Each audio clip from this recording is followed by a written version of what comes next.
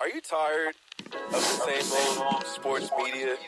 Are you tired of hot takes, arguments, and questions that are just completely off base? Luckily, we have something for you. Touchdowns and tangents of the people, for the people, by people who care about the culture and all its concise commentary.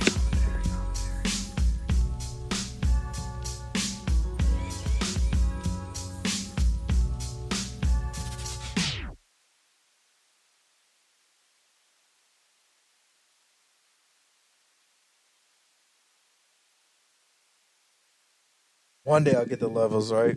Yeah. No, I'm just playing. What's up, good people? Live from my house in Hawthorne, California. It's your dynamic duo. I'm Pete.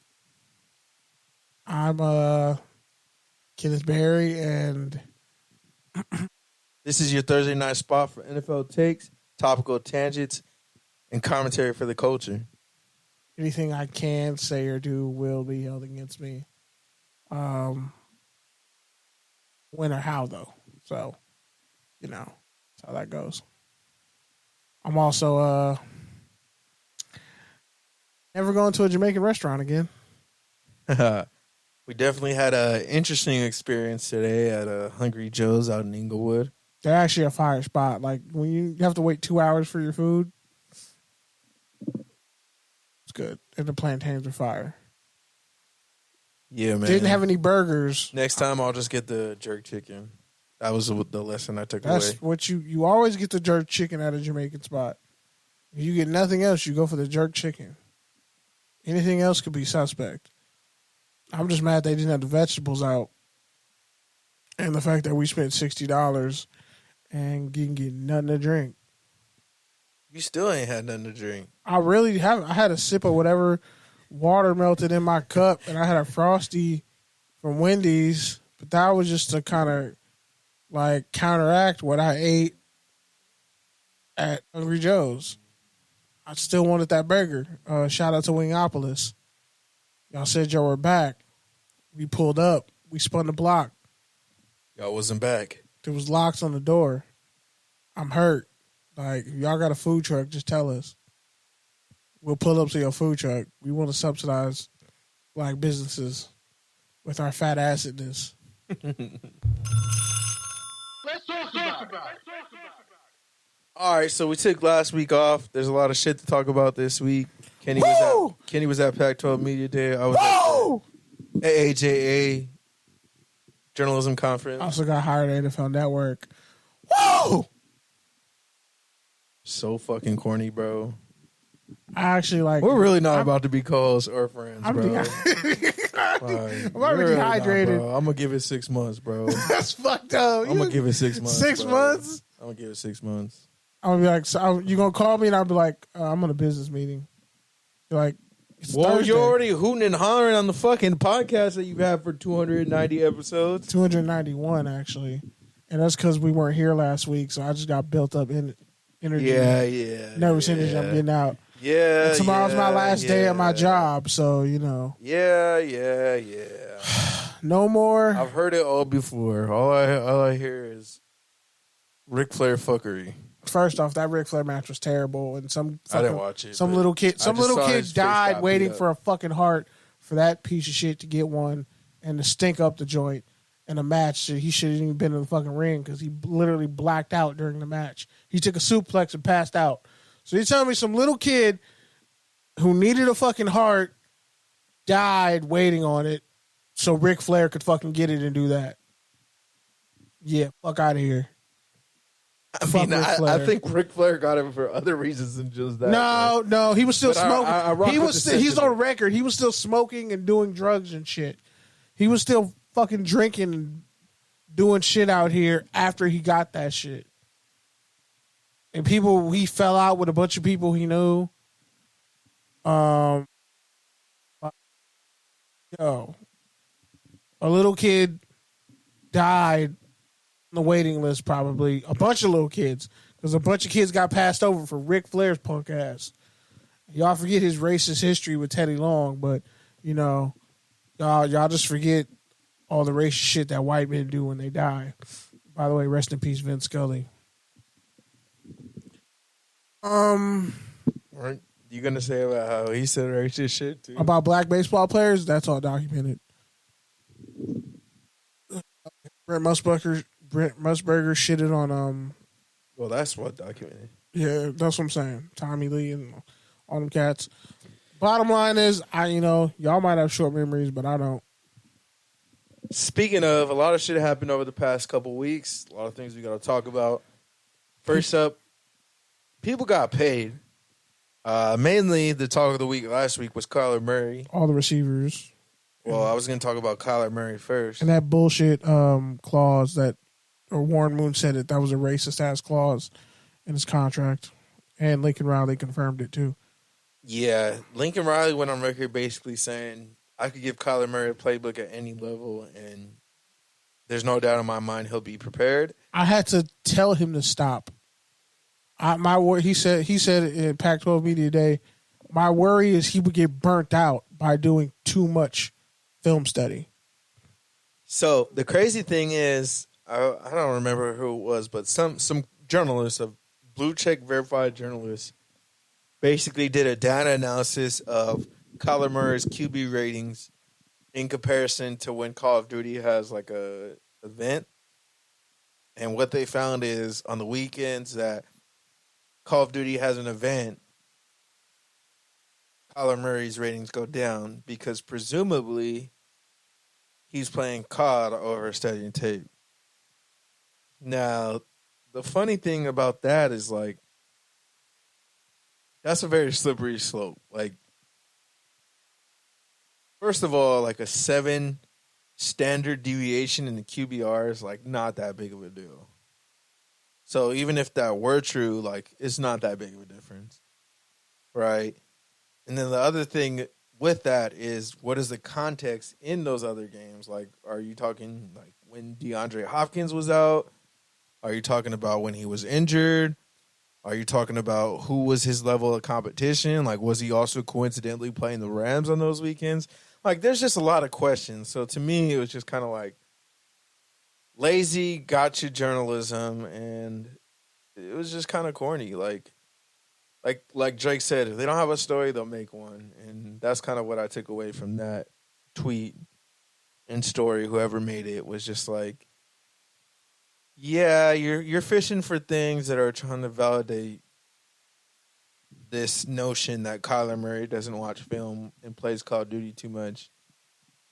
But really, it's much deeper than that. And like, I think the fact, deeper than rap. Yeah, and I think the fact that the Cardinals even took it out of the fucking contract, that just made it way worse. Like, honestly, because Arizona, like, what are y'all doing? Like, they sabotage all their best players. They sabotage Patrick Peterson, Larry Fitzgerald, Anquan Bolden.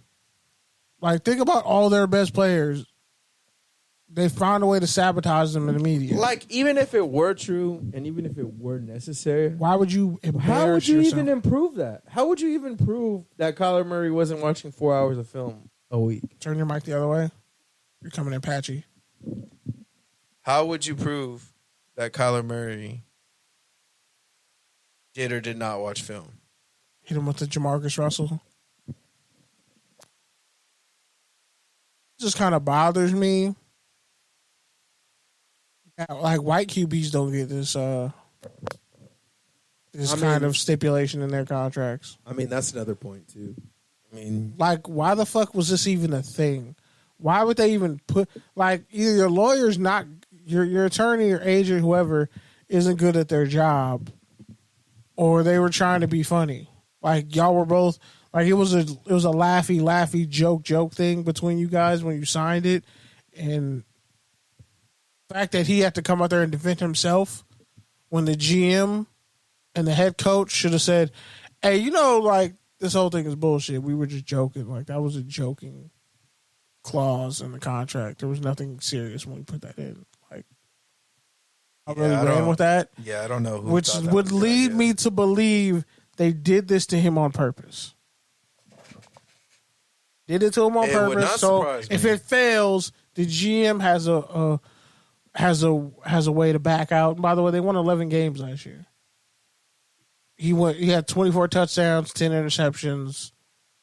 I think like 800 yards rushing. Like, those are great numbers. And yeah, he played bad in certain moments, but so did the rest of the team. So to kind of single Kyler out, like, people don't realize, if Kyler was 6'3", we wouldn't be having this conversation. Because he probably would have already won a fucking Super Bowl. At 6'3", with all his attributes, I don't think you realize being 5'9", playing in the NFL at his height. He's definitely not 5'10". But at his height, playing QB, that shit is hard to do. And let's not act like Cliff Kingsbury is the greatest play caller of all time.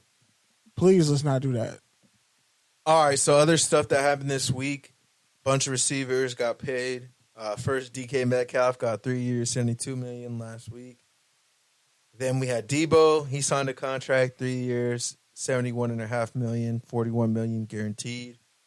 And then I think there's like some stipulations too about like if they use him as running back or not, he gets special incentives. He can get up to like $60 million in guaranteed money.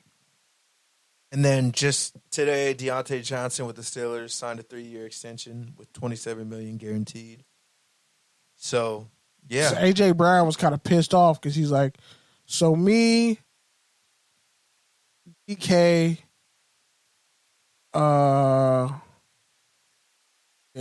A.J. Brown, DK Metcalf, Debo Samuels, and I forget who the fourth guy is. All got the same contract. Terry. Yeah, Terry McLaurin. They all got the same contract.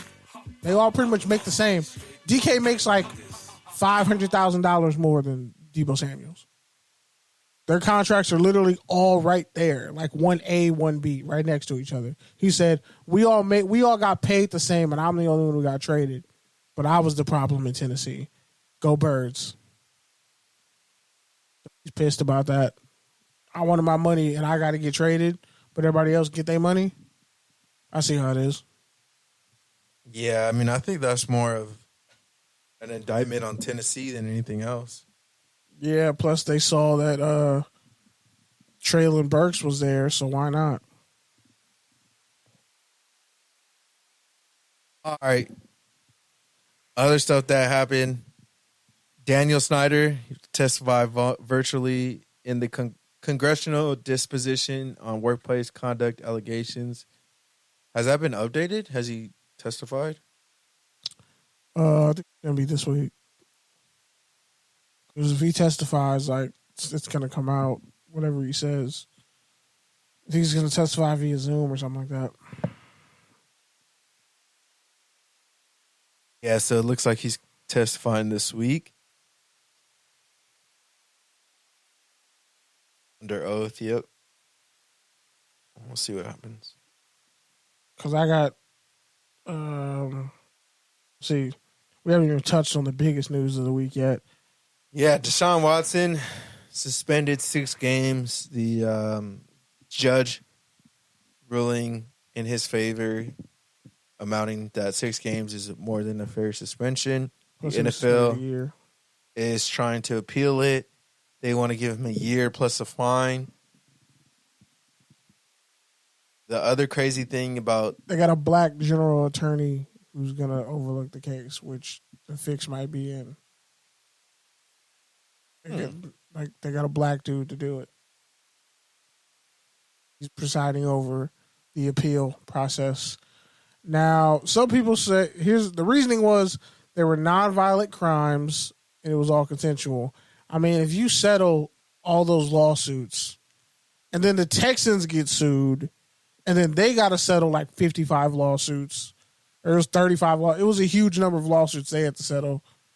You factor in that he didn't play, and he hasn't been charged or he hasn't been convicted of rape or anything like that. Legally, that's how they defended their decision.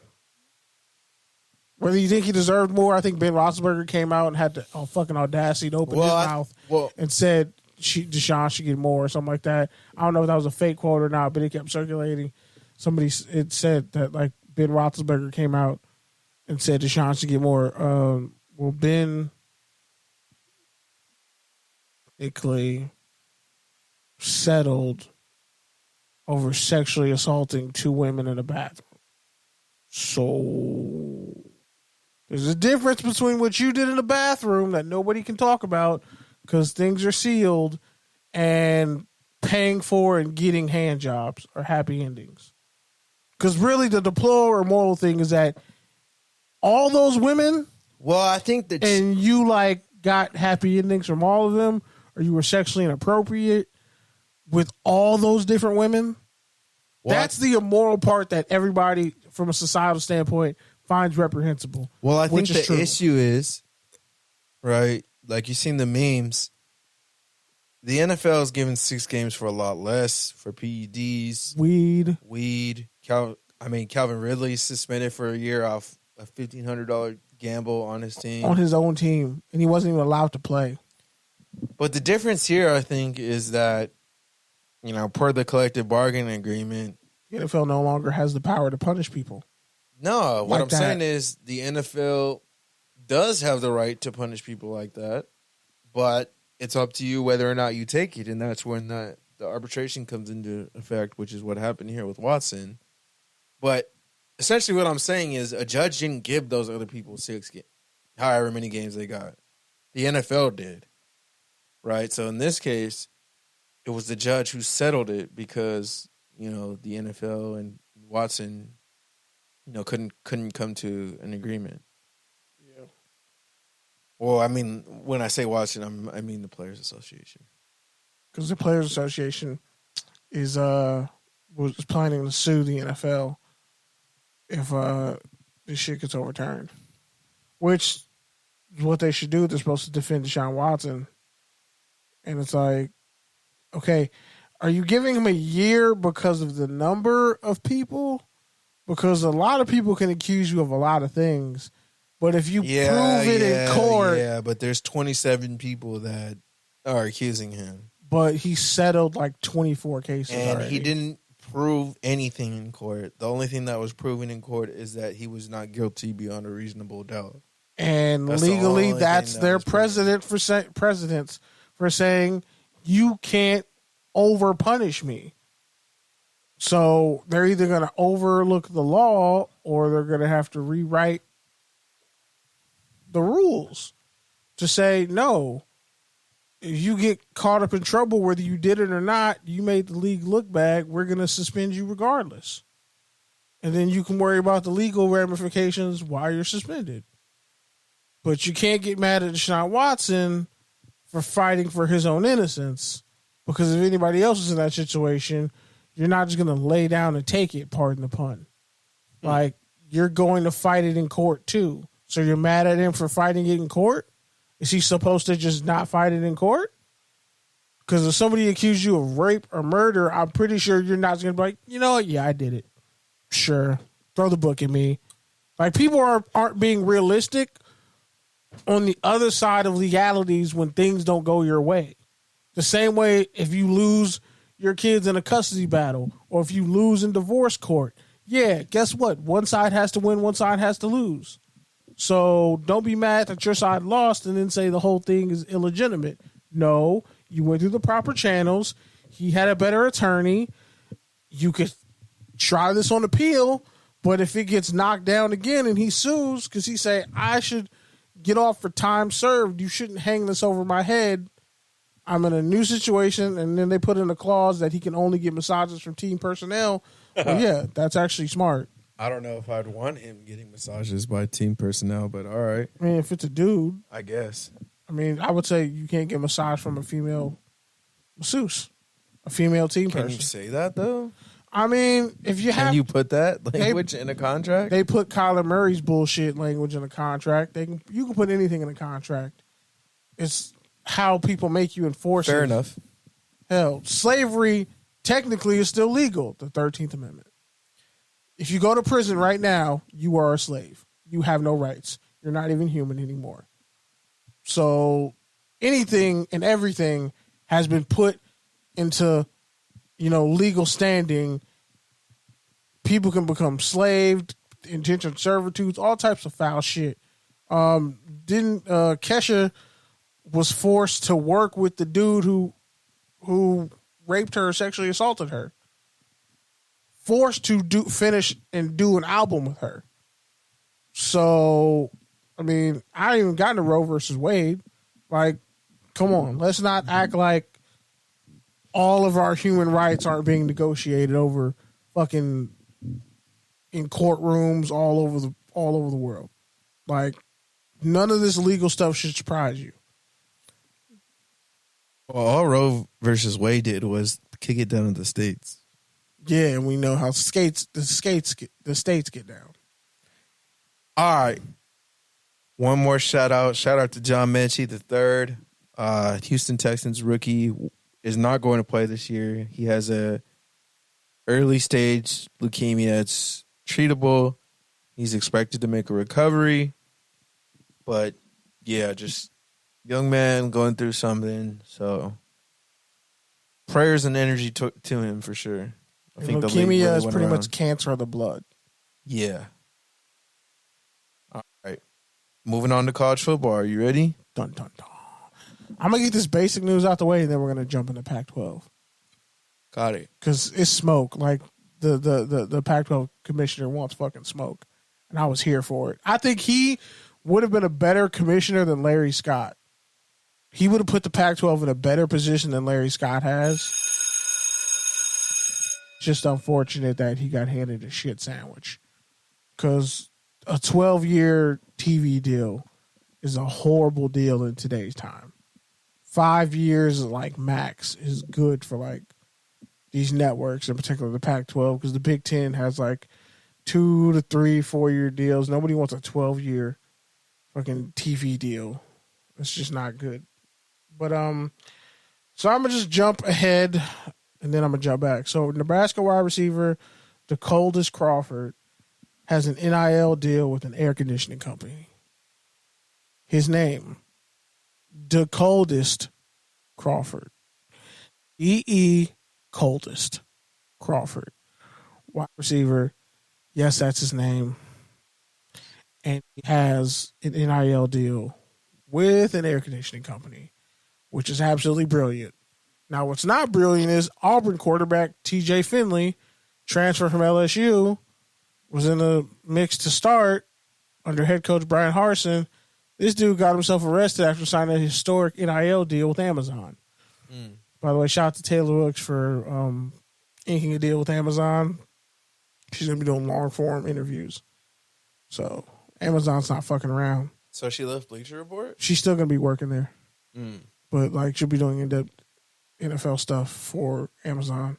That's cool. It's not a game. They putting together a roster quietly. Also, Matt Corral admitted that he regrets going to Ole Miss.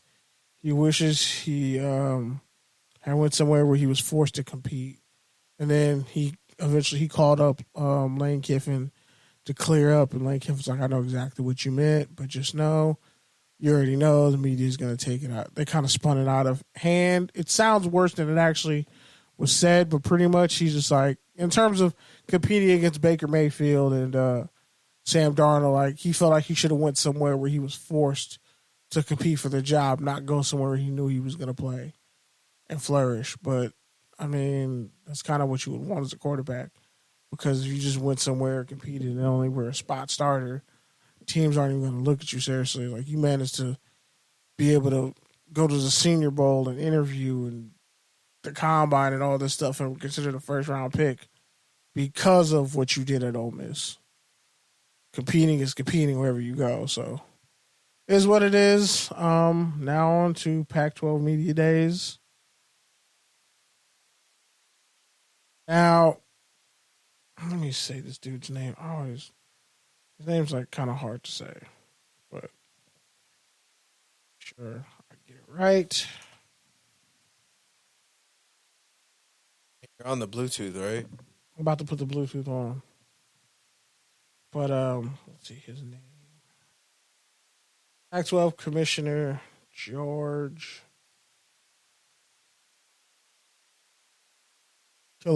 Clark. Fuck. Killif Cough. I can't fucking say his last name. I butcher it. I feel bad. And I heard him. People heard his name said like 1,000 times. I just can't say it. But pretty much, he's the Pac-12 commissioner. Only going to talk about the questions I asked him, but pretty much like the transcript is available. The video's out there. You can go listen to the whole 40 minutes of him talking about the state of the Pac-12. Pretty much, he's sad that USC and UCLA are going, but there's a regent meeting, so UCLA might be stuck in the Pac-12. Top of that, he feels like all the other schools are going to benefit from USC leaving. But honestly, that's a good point. But that's one of the questions I asked him related to that. But mostly, he came down and said, we're negotiating TV rights. That's upcoming. Again, there's like a whole litany of stuff I'm not going to go to right now because that would be a whole nother show. Because he talked for about 35, 45 minutes. Yeah. Did he answer questions? What were you going to say? No, nothing. No, you were going to say something. No, go ahead. I think you were going to say something. I think you should say it. No, I was going to say it's going to be a whole other show on TDT Overtime in Anchor, right? Yeah. Like that's not what you said, but I'm going to just let that go. Or you're trying to plant seeds of fucking destroying the pod before we get to 300 episodes, you scumbag. I'm just saying. What are you just saying? Just saying. You said it could have been a whole episode. You could have did a whole episode last week. No, it was just him. Dog, we've been over this. I'm just saying. My back. You was walked really yourself into that one. All right. That was a cheap shot. My back was really fucked up. I couldn't even get out of bed. Like my shit was bad. I was down bad. Like, what's his face? Batman. Continue. You play the sounds. Let me get to the videos. Self down, buddy.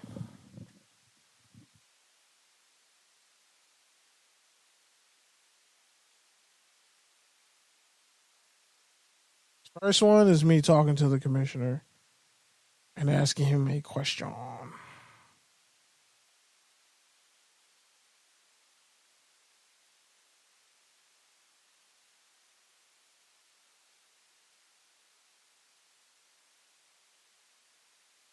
The Bluetooth is plugged in.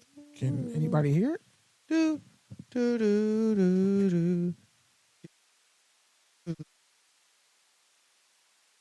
Are you on the Bluetooth? Yeah, I'm on the Bluetooth. Are you? Let me see.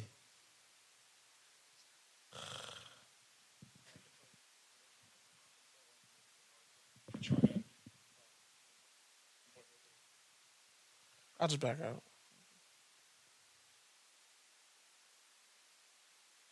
You are not on the Bluetooth, sir. It doesn't say Rodecaster? You're not connected to it. Oh, shit. It does that sometimes. It'll connect it and then unconnect it, and then it just says, oh, it can't connect.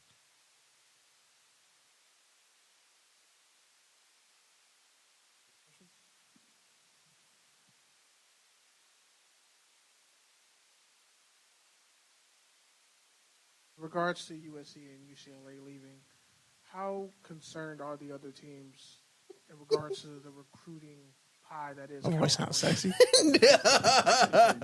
You definitely code switch. Man, it's all good. Sir, they can't hear? Question about football. So my impression with respect to recruiting is that for UCLA and USC, it's probably going to be neutral with respect to football. They'll probably lose some people who don't want to play across the country, and they'll probably. This is the wrong one, bro. Play in the Big Ten. And my sorry, I thought that was the one feedback I've gotten from decisions that recruits have already made, and decisions that.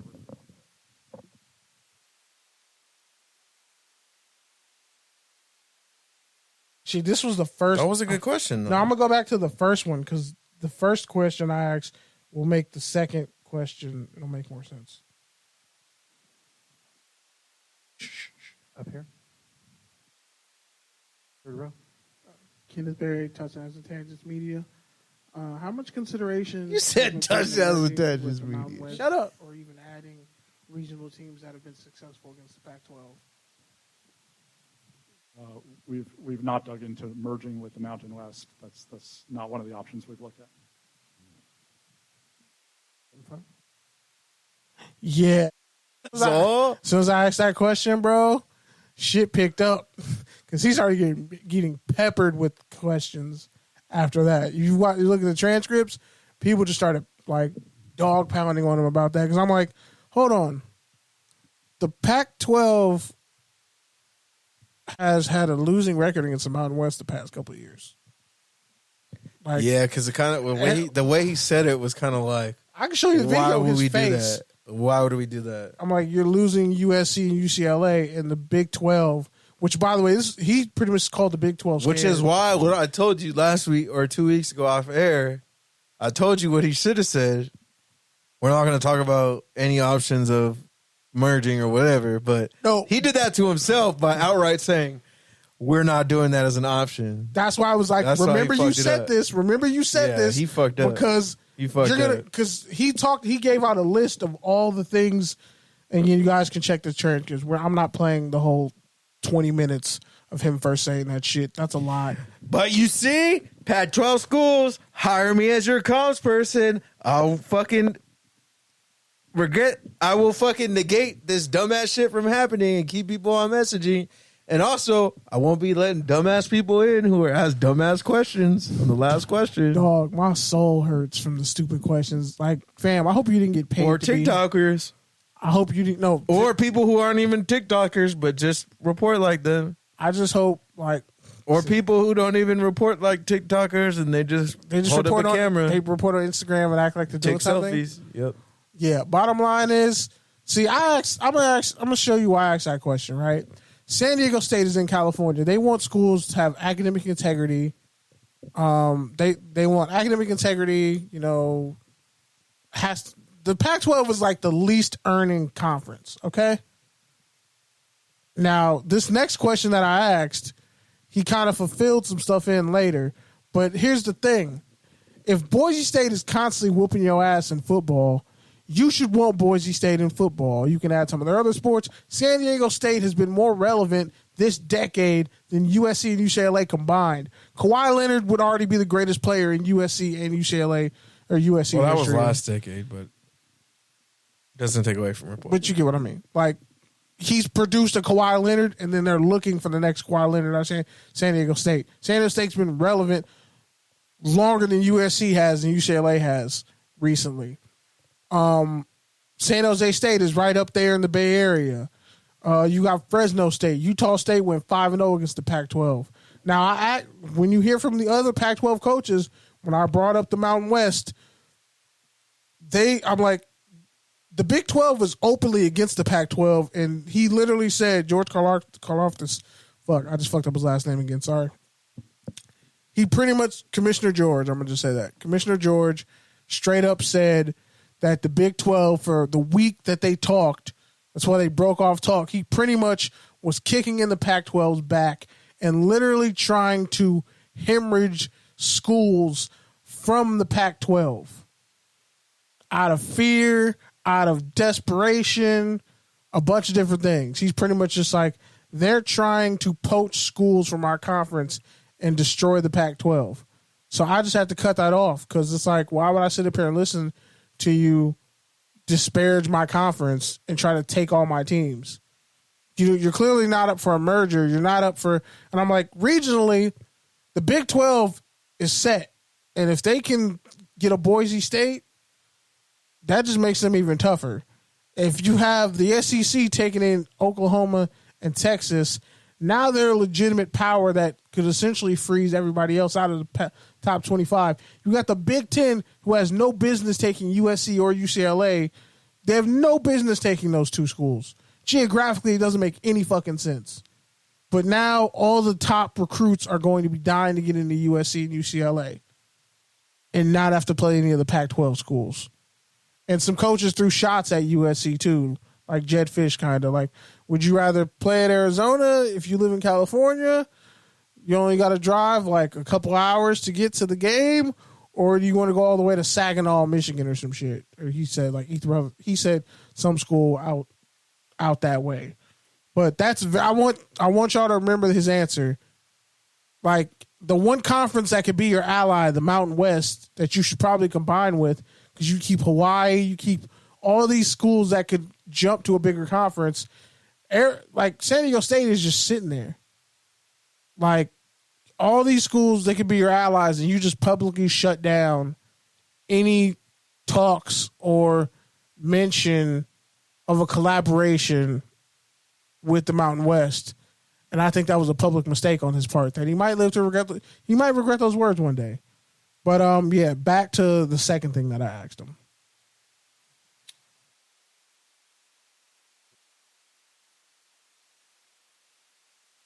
Well, I usually played some of this, so you can skip it.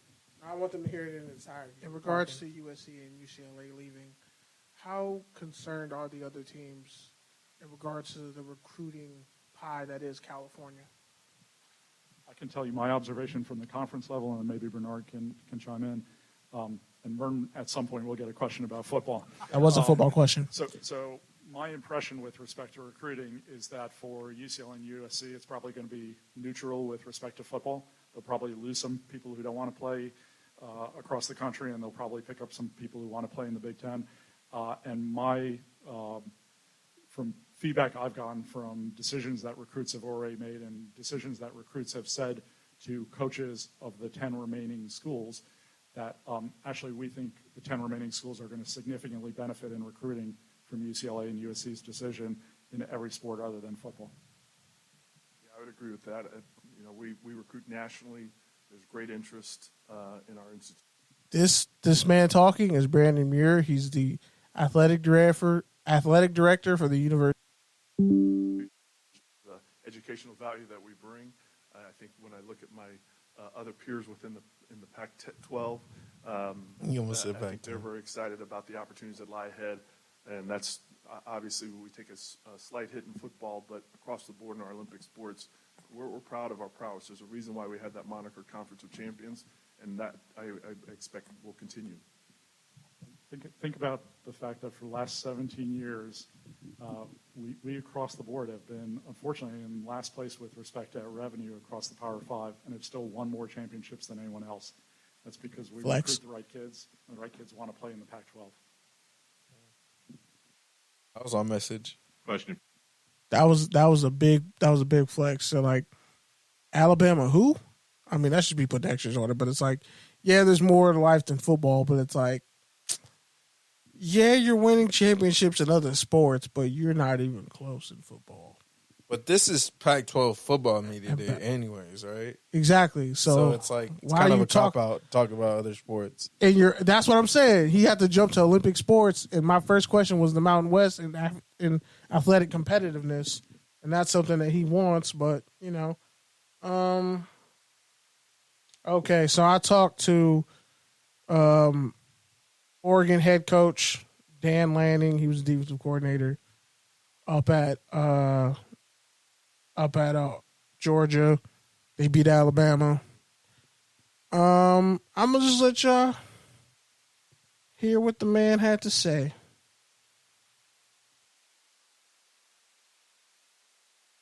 I spent a lot of time at Georgia. In Oregon, for years, they chased USC. And shit. In regards to, obviously spent a lot of time at Georgia. In Oregon, for years, they chased USC. And obviously, Georgia chased Alabama. But now that Oregon is kind of taking that next step, do you feel like they're still chasing, let's say, the ghost of USC's past success? Or do you feel like Georgia, they've already kind of crossed that barrier and they're really just chasing their own shadow? Yeah, we're not chasing anybody. We're trying to maximize ourselves. We're going to be the best team that we can possibly be. Goal, like I said, is to win every single game. That's our goal. And we have to fill that void and do those things that are necessary to be successful. And with all the success that Oregon has had taking top California talent, look at a guy like Justin Flo.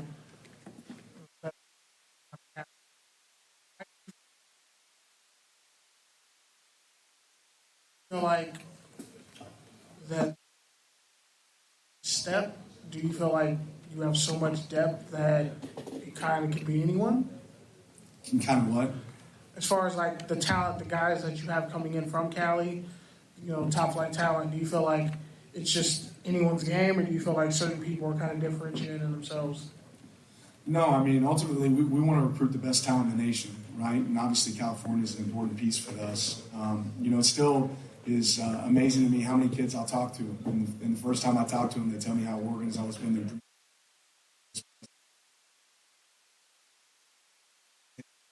We'll recruit nationally, but we want to win on the West Coast and keep the best players on the West Coast as well. And certainly we'll continue to recruit California.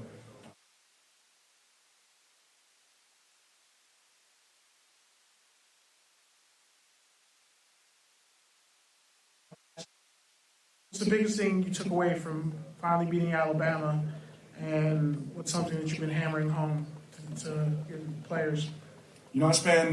Obviously I've had great experience in the last, year and the last several years. And very little time talking about, the past.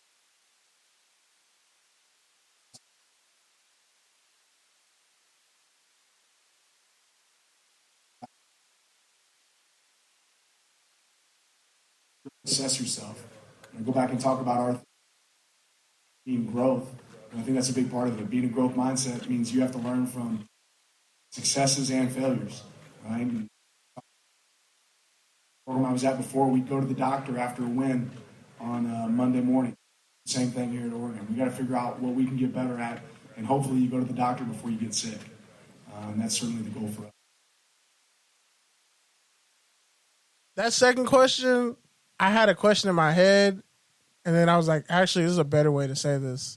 So instead of just finishing out that first question, I combined like two questions into one and actually got the answer I was looking for, which was like, are you just like, you're already getting top Cali recruits. Are you just going to stick to getting Cali recruits? Because that's what's putting you over. Panay Sewell, Justin Flo. Pulling back the fourth wall here. I could have phrased that question better. I'll just say, I think you need to just breathe. I was breathing, but it was so fucking loud, bro. That's why I was laughing too, because I was hearing the side conversations. I could hear someone was talking about Charlemagne. It was pissing me the fuck off, bro. They're right next to the fucking mic, and I was like, "Dog, do you not see journalism happening right now?" But no, I think you just need to breathe, because the reason why your first question with the Pac-12 was so good, with the commission was so good, because you just asked it. I was sitting on that one. You just asked it, and you just asked it. Yeah. And I think we talked around the ways to say it for so long that you realize all the outcomes, and you realize that the best outcome was just asking it outright. Yeah. Which is what you did, and you got an answer, a quotable answer. Right? Versus the other one. That may sink him. The other one, I could tell you were trying to overcompensate to an extent. I was trying to give context while asking the question. Yeah. When I should have just asked the question and then followed up with another question. Which I think it worked for you in this case, because, you obviously don't cover Oregon day to day, so he obviously didn't know you. But from your question, he was able to, understand that you knew what you were talking about. So that's why he wasn't a dick to you, and that's why he asked you to rephrase the question. People be scared of Chip Kelly, though. And that's why he eventually gave you a decent answer. But, I think for you, moving forward, it's just a matter of what you're saying. Assume I know they know what I'm talking about. Exactly. And just ask it, And if you need to give context, and give it after, or, you can do a follow-up, whatever, but. Yeah. Because there's some people hogging the mic. One dude had 6 straight questions to Lincoln Riley. Almost had a heart attack. I was like, fam, this was answered during Drake London's spring day. Why are you asking these questions? But that's another thing that pisses me off. People asking stupid ass questions, bro. You taking up time. Okay, I'm gonna jump to Utah. I got 2 of their players, Clark Phillips. I thought you were gonna play Stanford. I thought you were gonna play Shaw. I'm gonna play Stanford last. Let's see, which one was this? I could play. I could play. To be ready. No, like there's so many. No, This is why I said to be ready. No, I'm ready. I have them all right here, but I want to play all of them, but I know I can't, so I'm gonna just play Carl. What's Durrell a right story in the play pyramid? You can only do 3. Okay, Carl Durrell. I'm playing Carl Durrell right now. Colorado head coach. Awesome. Had a bunch of his players transfer, but he also played like 68 guys this year. When he literally got the job, and then COVID happened. So that messed up a lot for him in his first year, but I think he won Pac-12 Coach of the Year his first year because he won like 6-0, and then they kind of tanked. That was the Chenault year or after Chenault? I think that was the Chenault year. All right. But yeah, so they had a bunch of guys. The QB's looking pretty good now.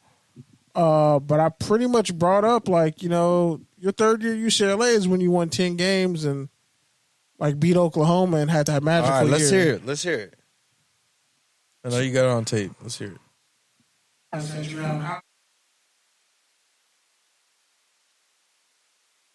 COVID happened, and right now,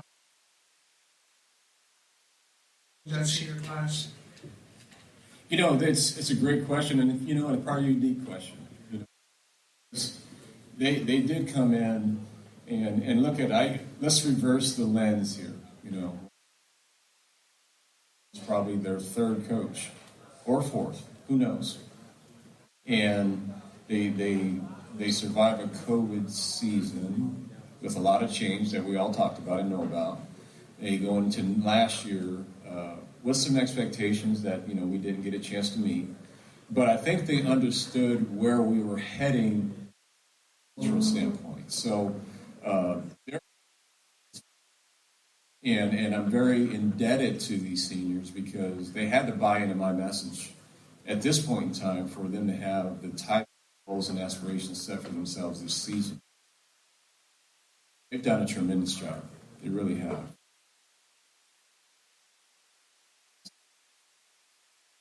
Answer for that question is that I'm their third coach, and it's hard to build that trust in such when this is the third guy. I think that I have to give them credit for giving me the opportunity to build.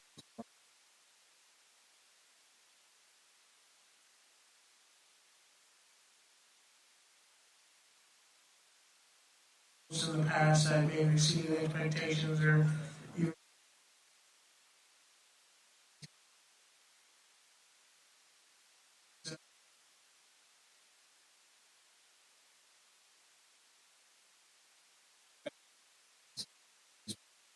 It's like year 3 at UCLA for me, that year that you're talking. But I'm expecting that jump for us this year. Yeah, we have. We're building the town, we're building the room, building the roster.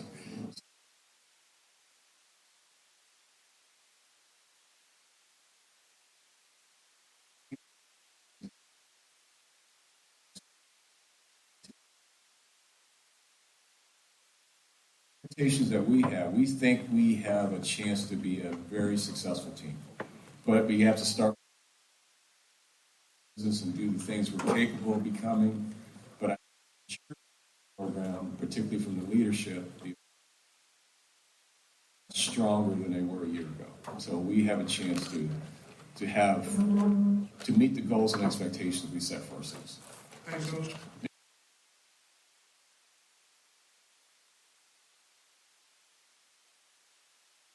Dog, you don't need your headphones on to talk. I don't know why. It's a radio thing. I feel like I just need the headphones on. But yeah, that was head coach for Colorado, Carl Durrell. They won like 4 games last year.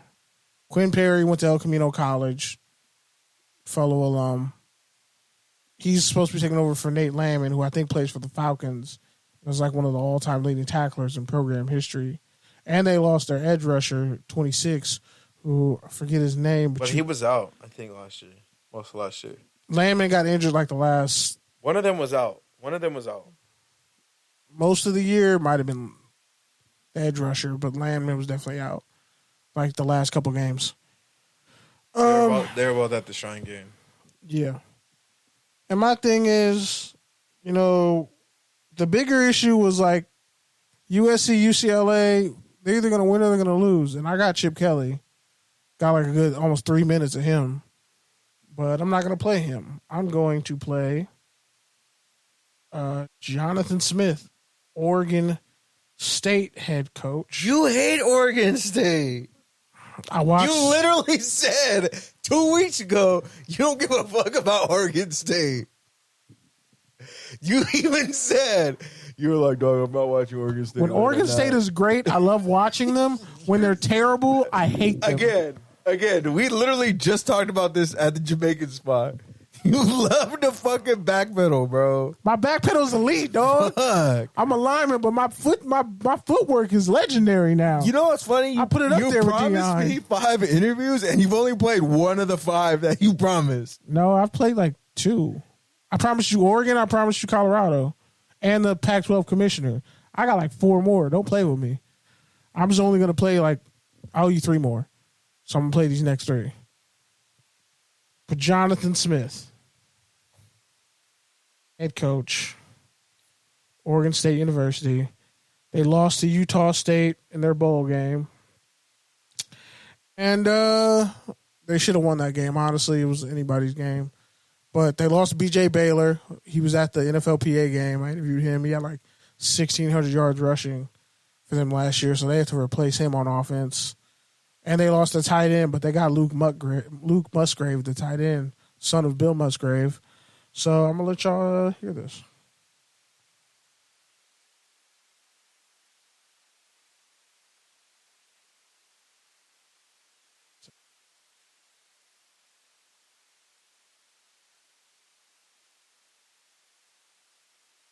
Talk, bro. I'm just looking for it.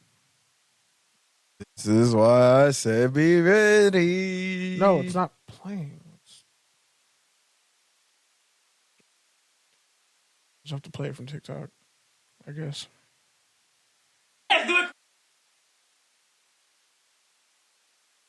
Just play one of the other 4. What was the conversation with the team after that loss to Utah State? Right here, after the loss to Utah State. Yeah, Yeah, it was a disappointing way to end the year. You obviously try to finish well and win a game like that. Same time, right after the game, you're talking about a complete season that just finished, and there was a lot to be proud of. But hopefully we've learned.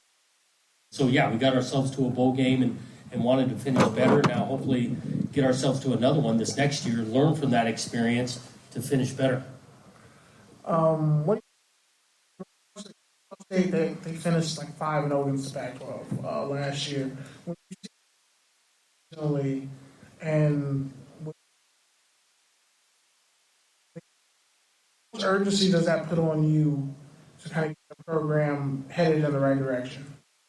Well, I think, and we said it before, playing the bowl game, you just look at, in general, the Mountain West Conference, how competitive they were. Coaches and players in that league. We play 2 big Mountain West teams to start in our non.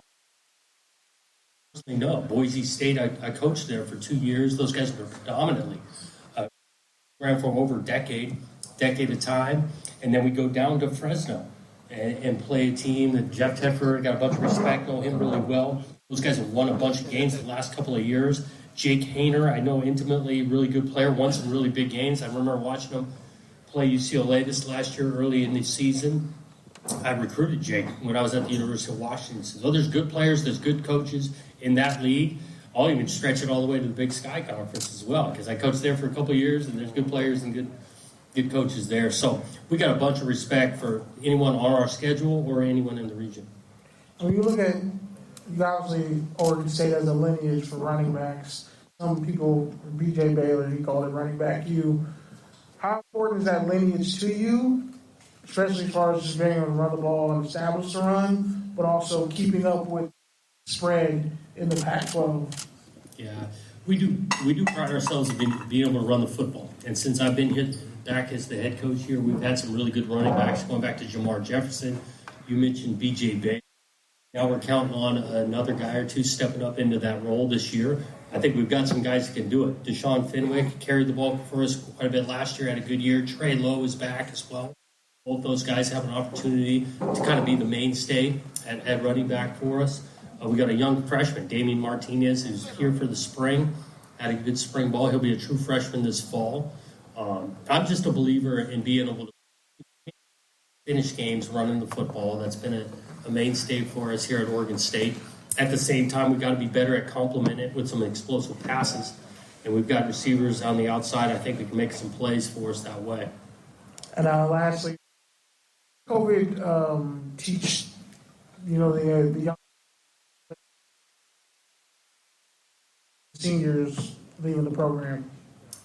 Just make sure I heard that COVID.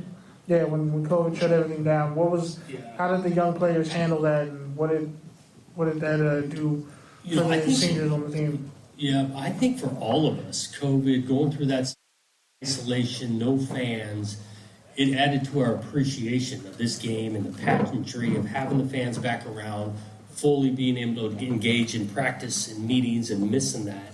It added to our appreciation how beautiful this thing is. Saturday college game days are great. Fans, pageantry, awesome.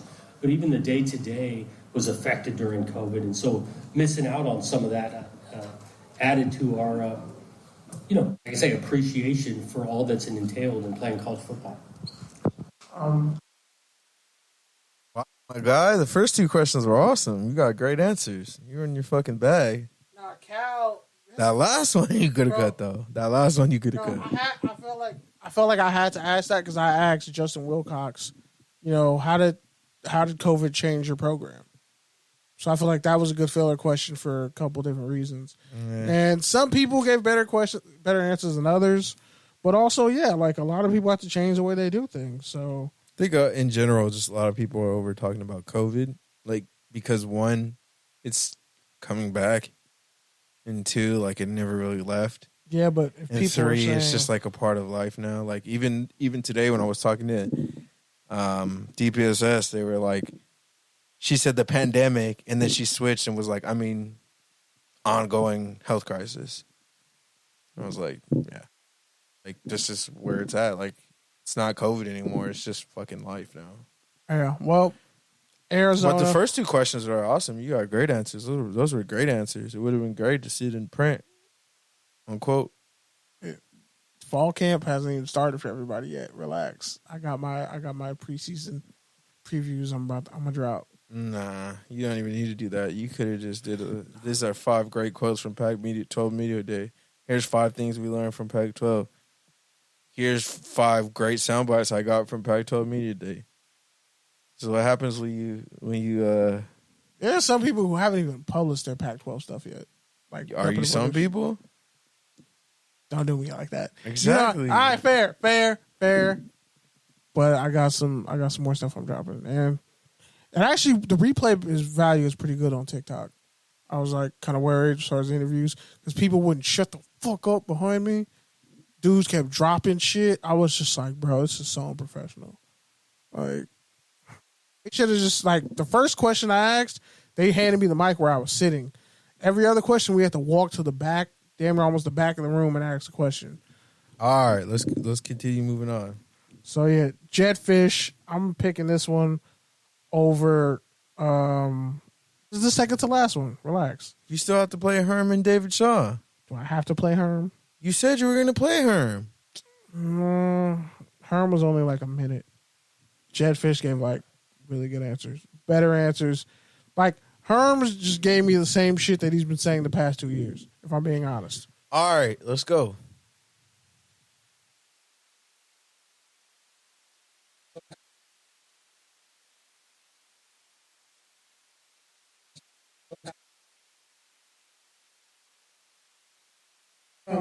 Leaders maybe before.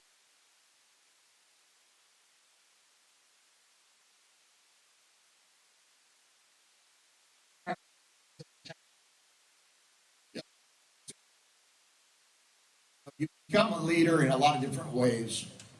Sometimes it's performance-based. Sometimes it's talk. Sometimes it's actions. Sometimes it's just kind of presence. wanted to bring in players that have won games.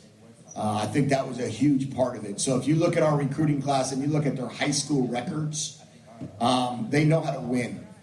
And you're respected in a locker room if you're coming from a winning program. They're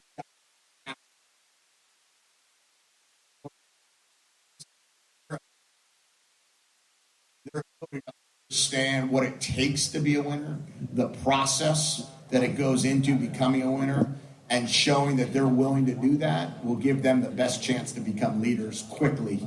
But we have veteran leadership of guys that have been in this program over the last few years who have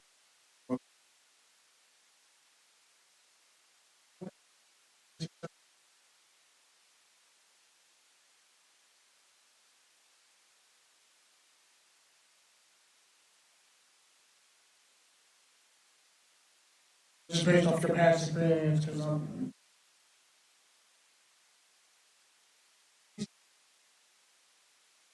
trust you in that regard to know that.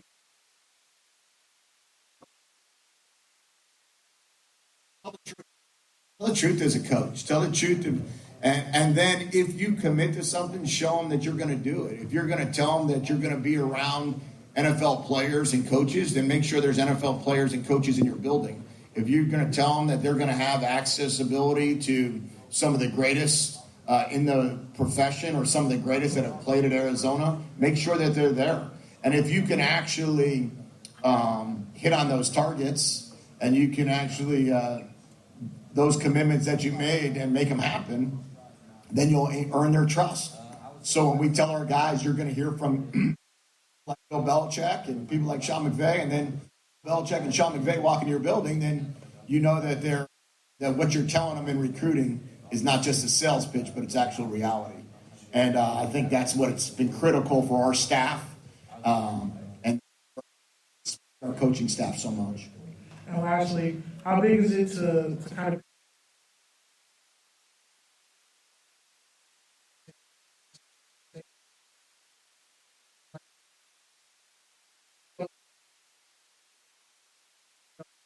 program that? You know, games in the conference, out of the conference, whatever games you schedule. We're playing a 12-2 San Diego State team that's opening up their new stadium. That's going to be a great challenge, and we're looking forward to that challenge. Coached by Mike Leach, coming back into the Pac-12 conference to play a game. We recognize that challenge, and we're playing the national champions, North Dakota State. We recognize that challenge. We're excited about it, but we don't look at it. We're just going to go out there and play our best football and then see what happens. You see why I chose to play that over the Herm Edwards one? Well, you also have to play at Washington because you played every state but Washington. I have Washington, and Washington State was really good. You got to play Washington or Washington State. You got to play one. You played Colorado. You played Arizona. You played multiple California. You played. Because I'm in it with Stanford, but I'll play Washington State. Just out of fairness. Out of fairness, even though Washington really was. I asked Coach Kalen DeBeer, I was like, "How big is it? How important is it for your program to have Jackson Kirkland coming back?" And then his answer was like, his dad was a legend here. Like, this is huge. It's pretty much it. But yeah, Diggert, this was good because their quarterback Cam Ward was a transfer from Incarnate. It's a college in Texas. He was a wing T quarterback in high school. Went on to set a bunch of FCS, like a ton. He pretty much won like damn near like the Heisman for like newcomer of the year for like a freshman at the FCS level. Set a bunch of records at Incarnate Way. Former El Camino College receiver Robert Farrell plays for them. They went deep in the playoffs last year. Almost made it to the championship game for the FCS. And he chose to transfer from Incarnate to Washington State. He bet on himself. So yeah, Dickert, this was a solid interview for Washington State.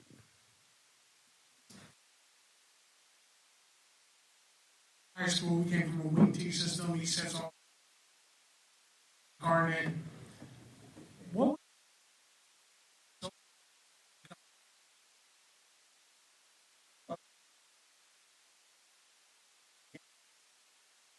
special one coming out of a small, wasn't heavily recruited, and those are the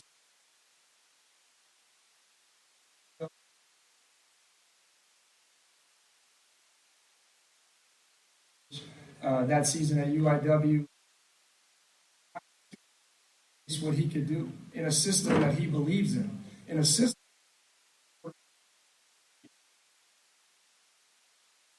to play and get us in the best routes. And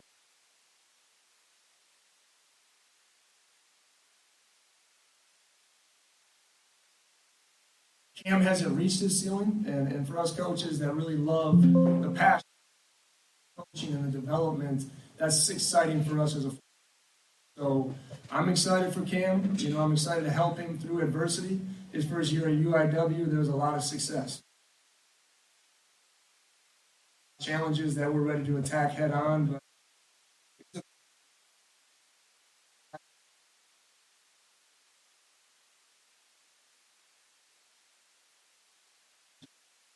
excited to help him throughout his journey.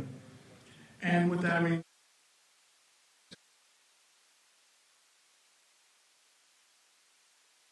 at home, what makes this time different for Washington State? Say that one more time. For Washington State, they've had success in the past, previous coaches, but in terms of this time, what makes them different? You know,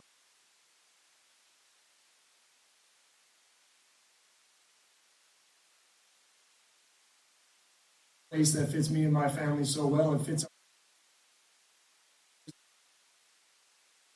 Because I think our guys will be the first ones to tell you, hey, when we win 60-58, we win 0.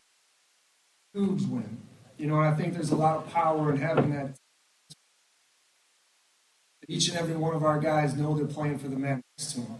You know, so I can't speak to the other regime each and every week.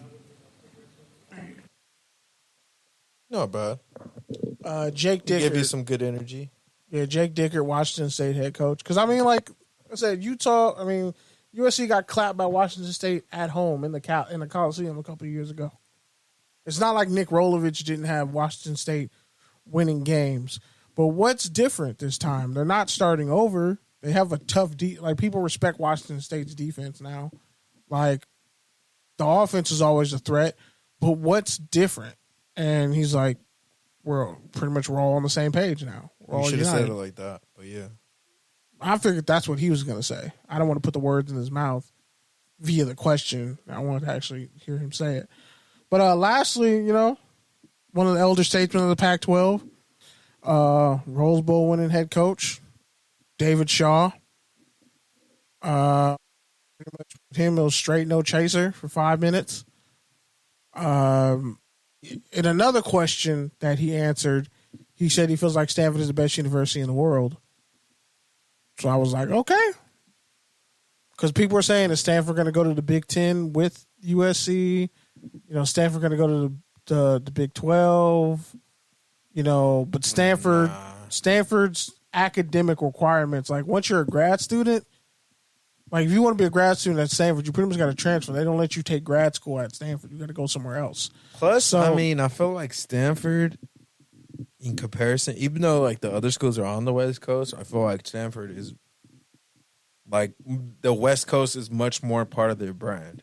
Yeah, and they're like, literally in the Bay Area. They're right next. They're right next to Cal, right next to San Jose State.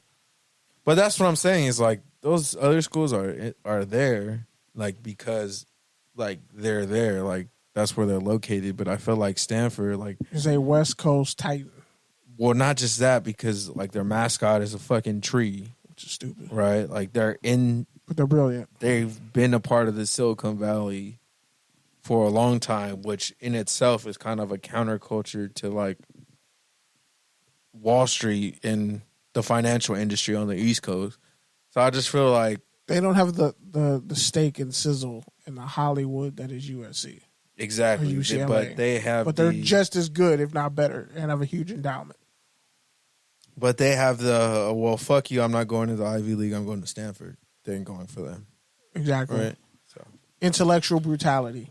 So, yeah, enjoy this interview with head coach David Joe. What was... That is the wrong one.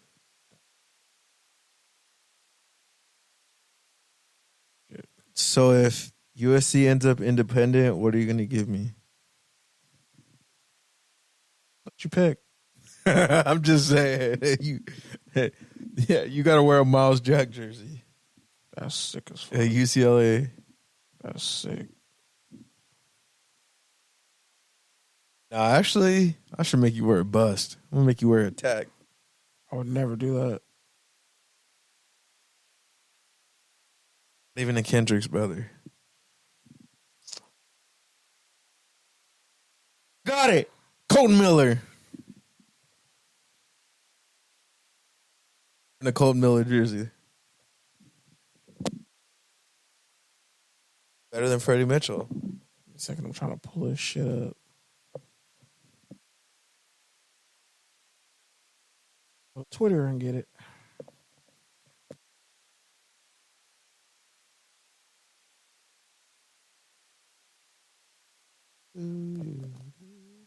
Bear with me, y'all.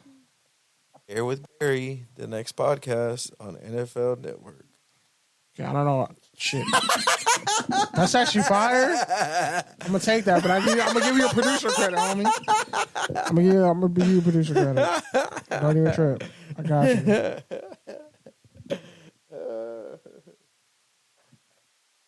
I'm gonna just play this in 2 parts. So, yeah.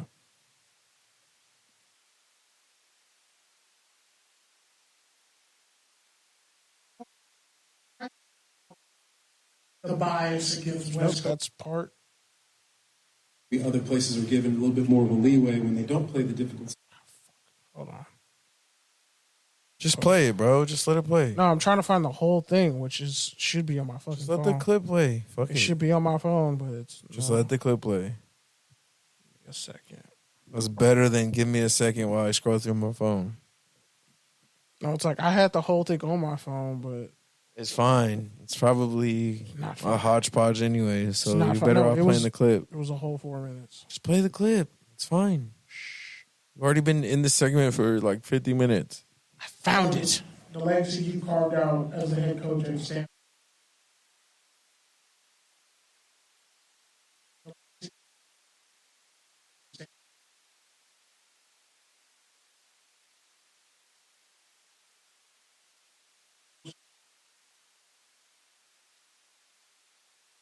Still in you knowing everything that you meant.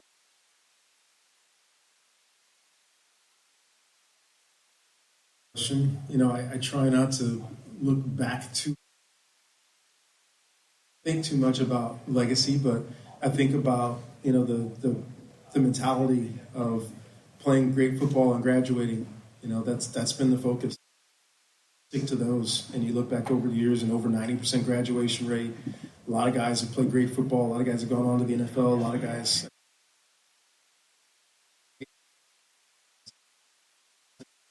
Law school for people going to these other high-level jobs. And that's what I should do for my position, the people that I coach. I'm coaching leaders. So fucking far, bro. Playing great football and graduating.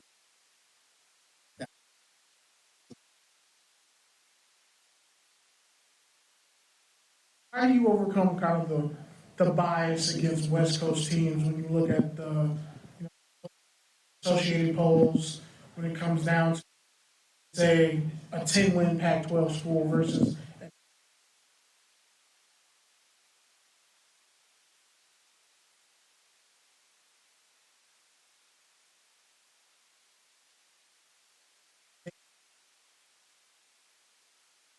yeah. How do you overcome that rub? No matter what your record is. Biggest thing is we got to win.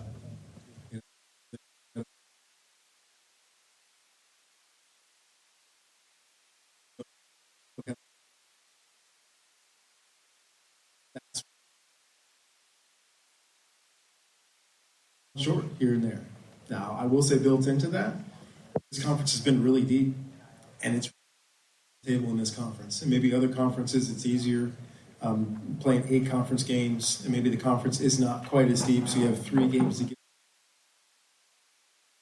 So you slip up, you're going to get beat. Doesn't matter who it is, doesn't matter where it is. You have to play your best football. And playing 9 conference games and a difficult out-of-conference schedule is something that maybe the entire country doesn't understand, and maybe other places are given a little bit more of a leeway when they don't play the difficult schedule. They play a couple of tough games and play well in those.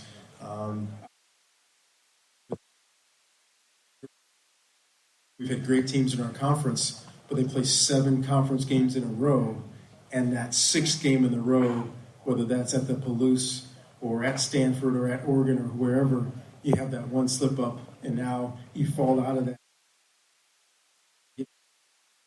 because of that one game, whereas other conferences, you don't see them play more than 3 conference games in a row.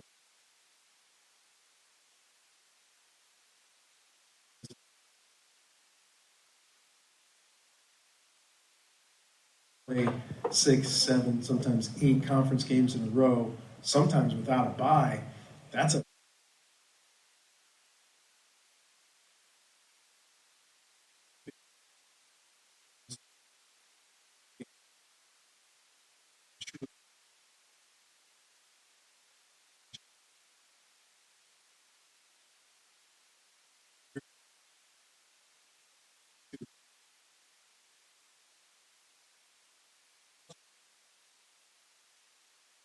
Does that bother you as far as Stanford's strength of schedule?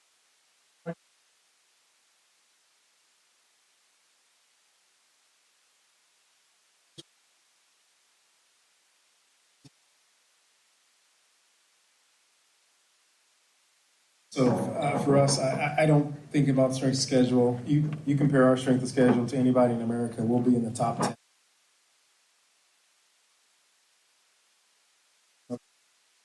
This year we played Division I out of conference schedule, so not worried about strength of schedule.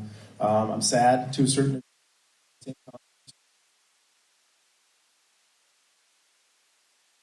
Part of the Pac-10, the Pac-8, Pac-10, Pac-12 story. And selfishly, being a Stanford alum, playing at Stanford, there have been a lot of great games between Stanford and USC and Stanford and UCLA. So as I said earlier, my hope is that we continue to play those two.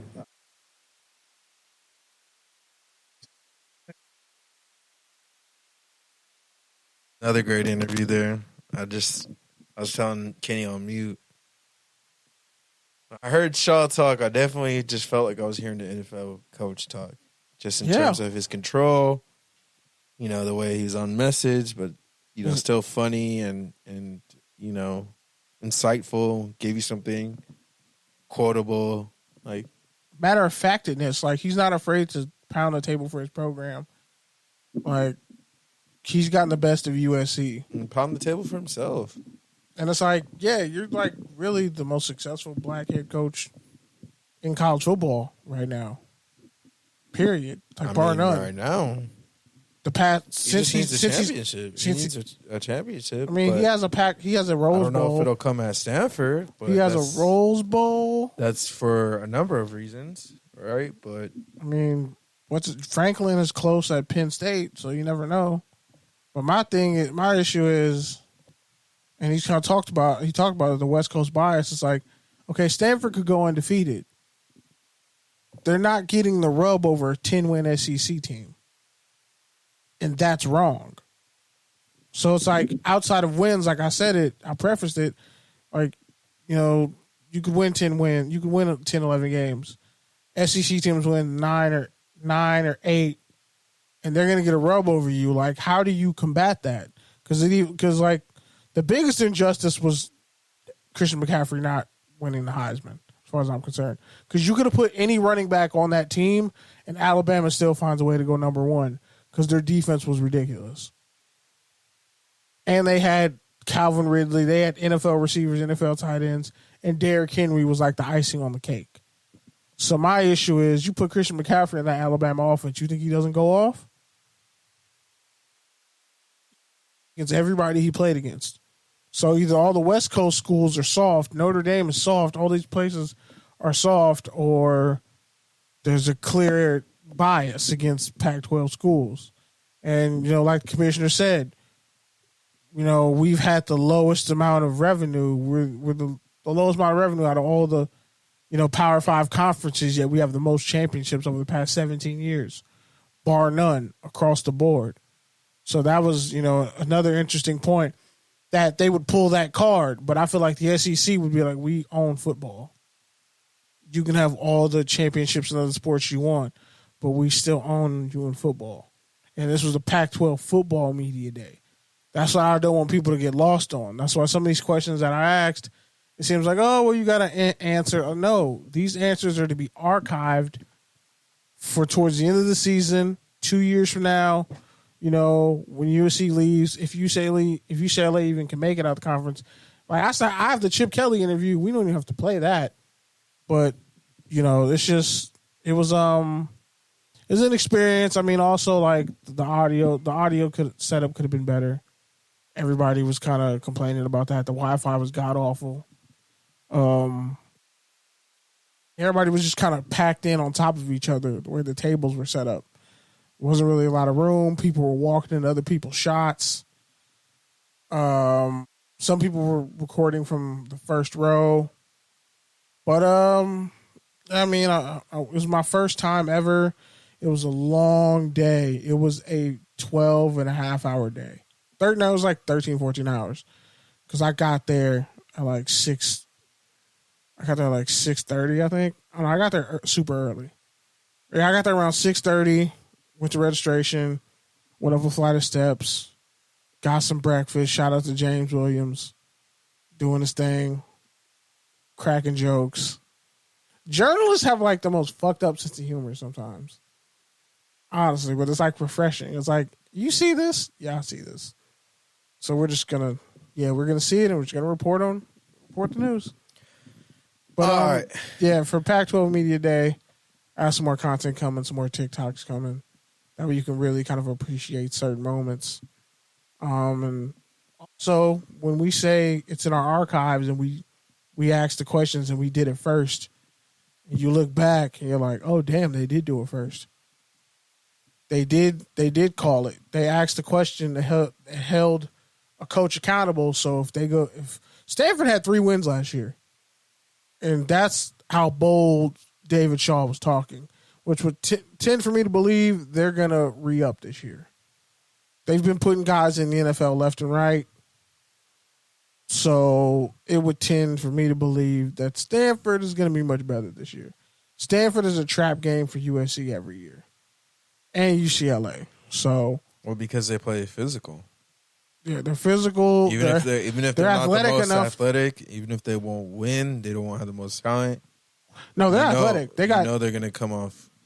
They're going to come off the ball. And they're going to play with fundamentals, and they're going to play tough. They're getting NFL talent. I think they got a 5-star. I mean, yeah, they always have NFL talent. I'm just saying, in comparison to UCLA and USC, they might not have.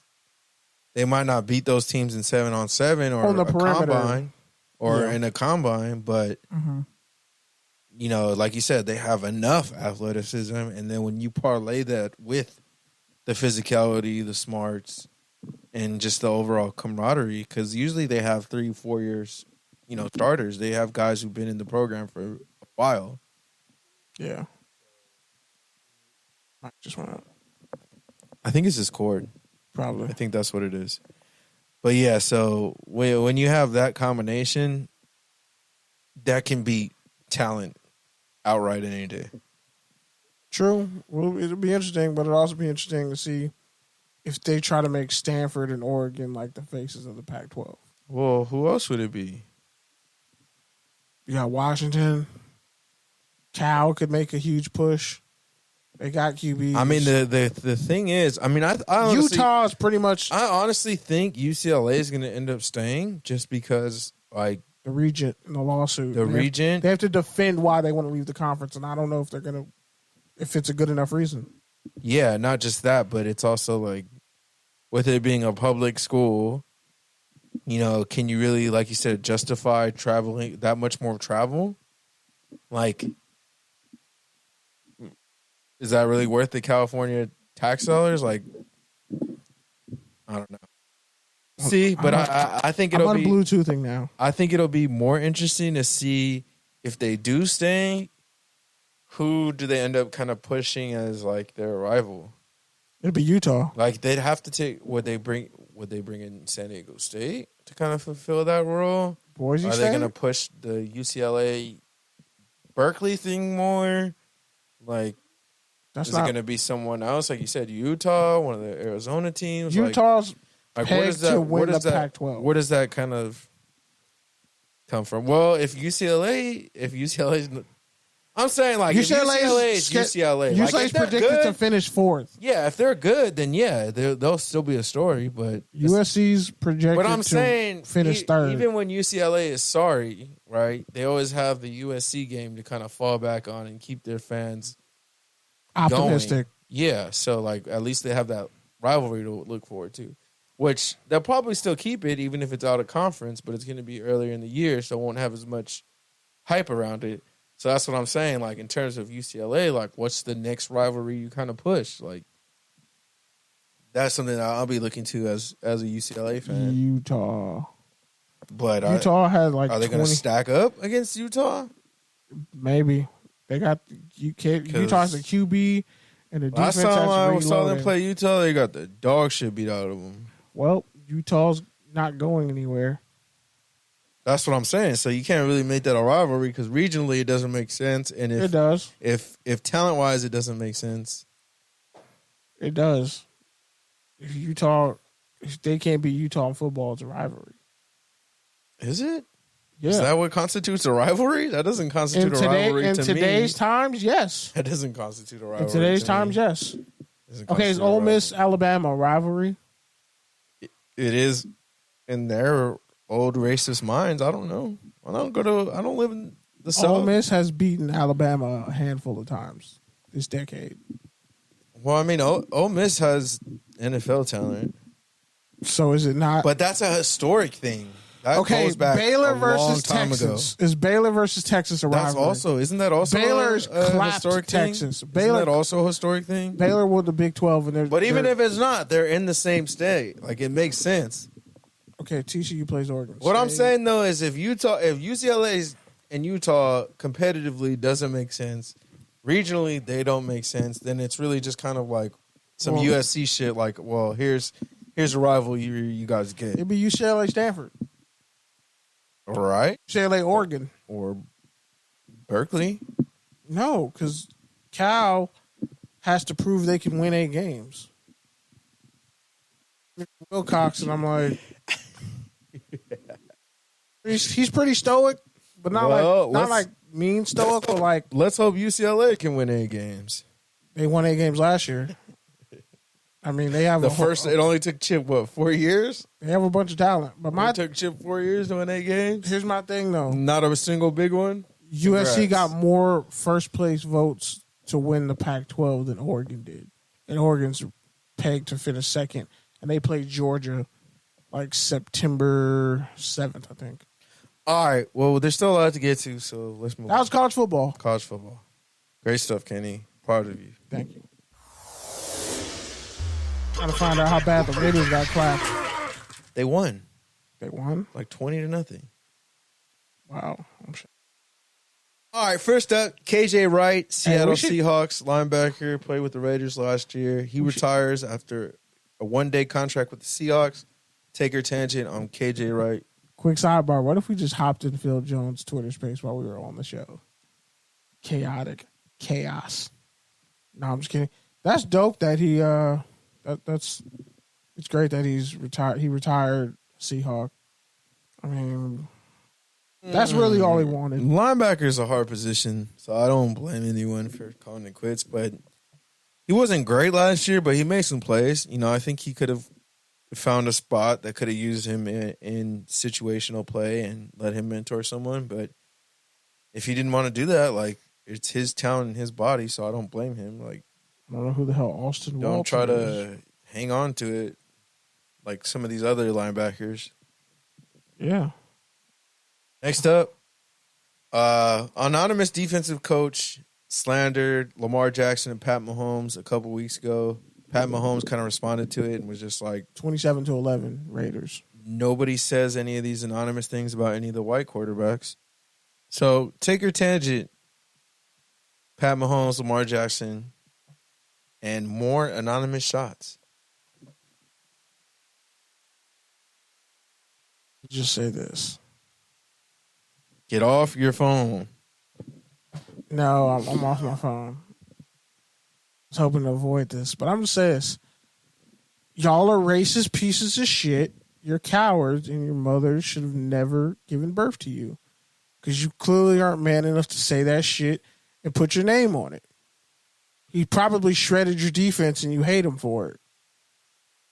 Like, Lamar Jackson put on 25 pounds of muscle this offseason. Dude looks diesel. Pretty sure he's not going to be running as much when you put on that much muscle because you sacrifice speed. Which tells me he's probably ready to play from the pocket and potentially take a beating if he has to. But the offensive line should be better with everybody that they drafted. But yeah, Mahomes, if he was white, he would be labeled God. If Lamar Jackson was a white Caucasian male and had the same exact story, upbringing, and stats, he would be labeled the greatest fucking thing ever because white people don't have anybody that athletically dynamic to cheer for. You don't. Name someone in history. You don't. Anytime there was a dominant white athlete that came along, a black dude probably had to endure racism and a bunch of other shit, proved he was better than you in like 4 seconds. All right, so here's... Will Chamberlain was a fucking sprinter, by the way. So here's my thing on it, right? There's two parts of it that kind of rub me the wrong way. One is the journalistic side of it. Again, going back to the top of the show where I was talking about reaching with some data. To me, this is, again, reaching with some anonymous sources. Like, I get it. It's the off season. There's not a lot of shit going on. It was the week before Kent. You know, you're just having some off-the-record conversations, you know, talking about different people on the schedule. And then, you know, these two quarterbacks came up and, like you said, they probably shredded them last year or, you know, shredded them in the past, whatever. But go on the fucking record. Like, don't be a bitch. Like, don't be, and I shouldn't say that because it's misogynistic, but, like, for real, like. Don't be a fucking coward. Like, if you really think you can shut those two MVP quarterbacks down, then just go on record and fucking say it so that when they shred you, we can slander you. And guess what? If you lock them down, then we'll say, you know what? Maybe they're right. Maybe Lamar Jackson and Pat Mahomes are a little bit overrated. And then the second part of it to me is like, I was watching a random Aaron Rodgers interview, right? Aaron Rodgers considered one of the best quarterbacks as far as God-given talent we've ever seen sling a rock. And he worked to become that. Right? Well, yeah, as you mentioned, he had a bunch of red flags coming out the draft, the high release, et cetera, et cetera. That's why he fell. Alex Smith went on. We know it, history. But he was talking about how he's taking this medicine to kind of like help him with his emotions and stuff like that. Ayahuasca. And what I thought about that was like, damn, like this dude is like, he's really as cold on the football field as he is he's really as cold off the field as he is on the field. Well, DMT will change your whole brain chemistry. He's just a cold dude. Like, he's probably borderline. I don't know. I wouldn't say that. Yeah, I don't want to. He came from Chico, bro. I don't want to put. He came from a JUCO. He already said he gave a story about how his professor thought he was a stupid jock, and he had a 3.5 GPA. I don't want to put somebody into a box based off of what they reveal about their mental health. But what I will say is like, here we are praising a guy who essentially, you know, has had issues with his family and issues with his emotions, and we prop him up on a pedestal. Meanwhile, guys like Lamar Jackson, Pat Mahomes, who are not just great football players, but are great characters, great personalities, great for the league, and, well, probably this defensive coordinator's son's favorite players. Like, we just have to stop that. Like, I get it. You're hating, but if you're going to hate, at least go on the record. That's just my take. Hating like a little scary ass bitch. Next up, 1,000 people called the Madden hotline. In case you missed it, Madden 23 releases hotline where fans can call in and leave their complaints, their feedback, et cetera, et cetera. And immediately 1,000 people filled up the voicemail and damn near broke the whole thing. So take your tangent on 1,000 people called Madden for some feedback. Hey, Madden, you're trash and you need to realize it. Either honor everybody's combine, pro day, 40 times athletic testing. Make it a science. Like, max out everybody's athletic attributes and then make them earn their awareness and tackle and catch ratings. If you're not going to do that, then don't do this other bullshit. Because if a dude runs a 4.2 40, he shouldn't have 93 speed. The fuck? He shouldn't. If a dude runs a 4.35, he should be like 96 and above. Or 93 to like 96.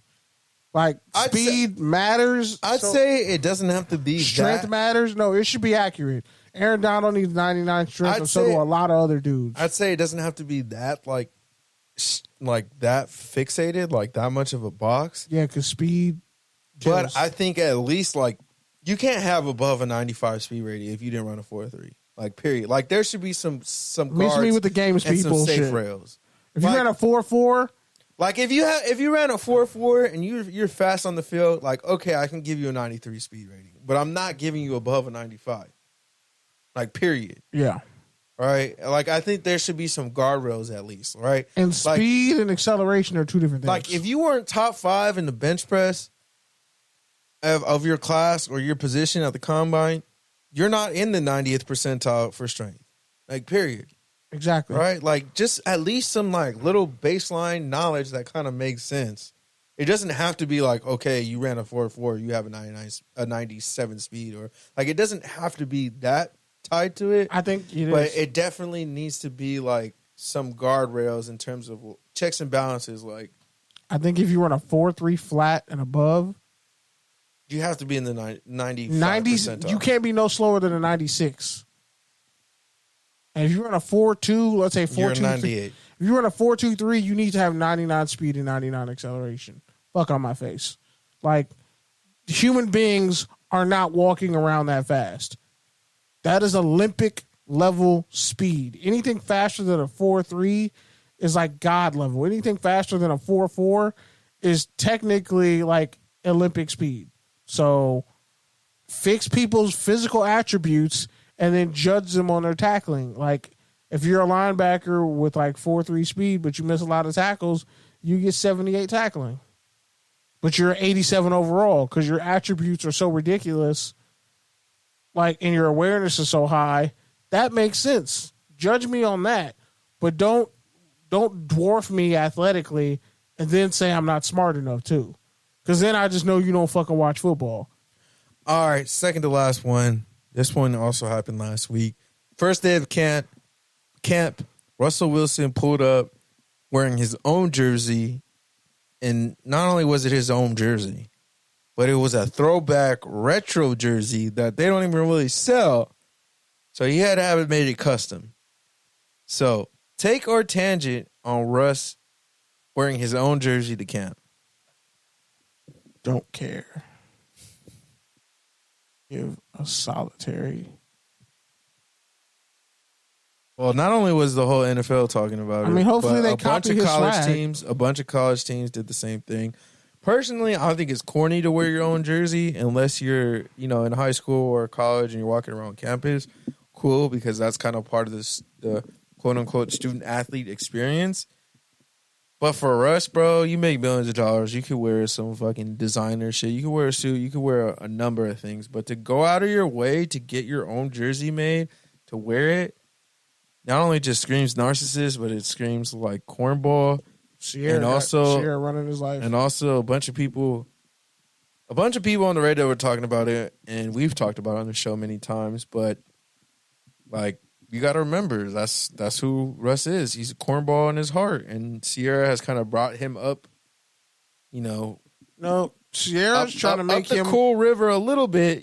Some reverse osmosis there, as close to future as possible. But in his heart of hearts, he's still a quarterback who went to Wisconsin via North Carolina State. But I mean, people are saying, and it's obvious, even NFL players are talking about how, like, when Sierra made Russ leave, when Future showed up, and Russ didn't really want to leave. Like, Mike Daniels talked about it. He's like, bro, she out here twerking on cars, doing all these videos. Like, but I thought y'all had Christian values. I thought y'all were super conservative. Like, you sending mixed messages about what y'all say you are as a couple and what she says she is. She does whatever she wants. And then she got you out here dressing, talking with the level of confidence we've never seen you have. Like, you talking like you cool when we know damn well, like, you're not really tight.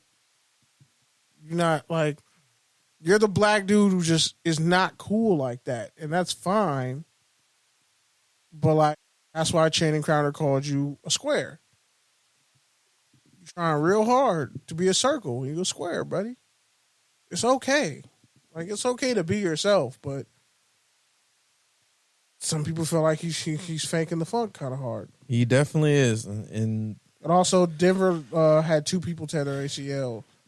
Receiver Tim Patrick and running back Demario Crockett. So, but that's also why it makes it hard for, like, guys like Lamar Jackson. Like, why he's been in the show for so long is like, because he gets demonized for being what Russ just pretends to be on TV. Exactly. And now we're starting to see Lamar come out of his shell a little bit, but it's going a more, like, I don't want to say negative, but a more, it's matter-of-factly and stoic. Yes, answering your question and not giving a fuck about your feelings. There you go. And because you hate me anyway, you're gonna write negative press about me anyway.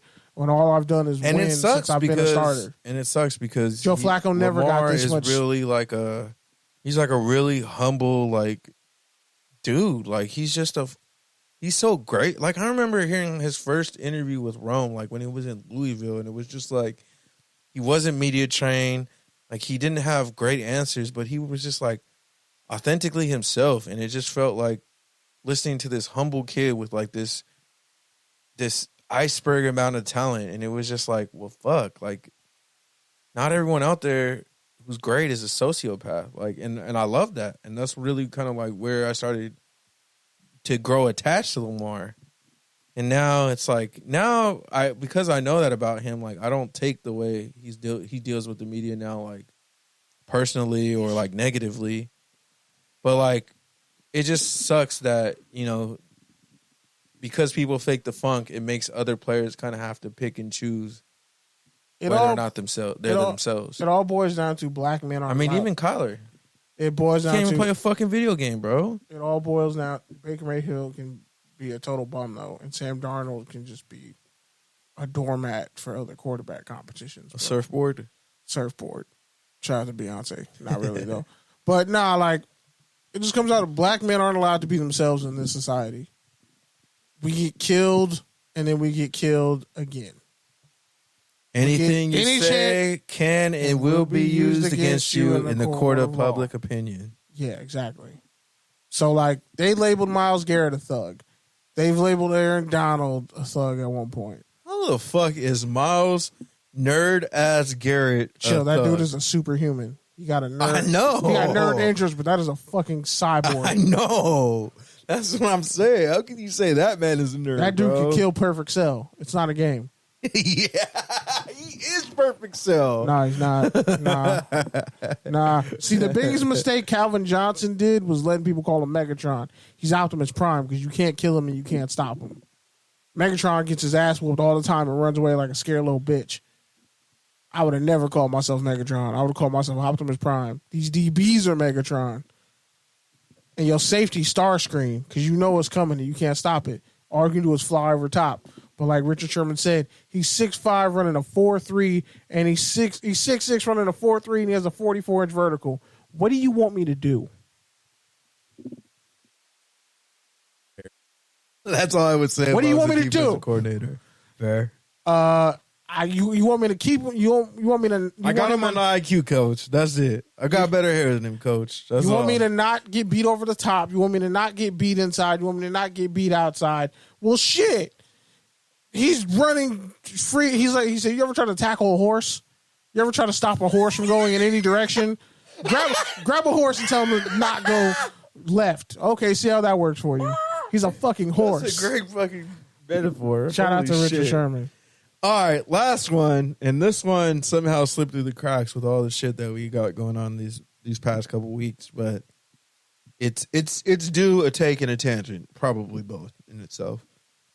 But I'll just say it this way: Brian Flores was right about you fucks. I told all y'all. The Dolphins officially lose draft picks, a first round pick and a third round pick. The judge found it that a lot of what Flores alleged was true, and that they did, in fact, purposely try to tank. They tried to illegally contact Tom Brady to come to the Dolphins. They tampered with Tom Brady as early as 2019. And that didn't work out. So you didn't get Sean Payton, and you didn't get Tom Brady, and you lost the first and the third. But at least you got Tyreek Hill. Boy, you better hope Tua knows what he's doing. And that offensive line plays better. But, yeah, I mean, Brian Flores said it, and then he even said it's the same Stephen Ross is going to get away scot-free, the way they phrased it, the findings. Like, owners really want teams to tank. Coaches don't want to tank unless you're Joe Judge. That dude was a failure. I don't fucking call it. It was a QB kneel on 4th and 9 or some shit. I don't know, whatever it was. It was something stupid. Something you would never. It was something that you would actually glitch playing Madden doing, or NCAA. But this man has been proven right, and this is what I don't like. When black men come out and we talk about injustice, and we're right, we get gaslit to be told to shut the fuck up. Like, society will gaslight us to stop talking. We just sat up here and told you all this shit was going on. You didn't believe us. We have proof, but it came out of the mouth of some other white people, so now you believe it. Instead of just believing, hey, the Dolphins haven't been competitive in like 15 years since Ricky Williams. Maybe they are purposely tanking. They've been to the playoffs a couple of times since then, but what they do? Yeah, what they do? More than the Raiders. When they do, what did they do in the playoffs? More than the Raiders. No, they went to the playoffs and got clapped.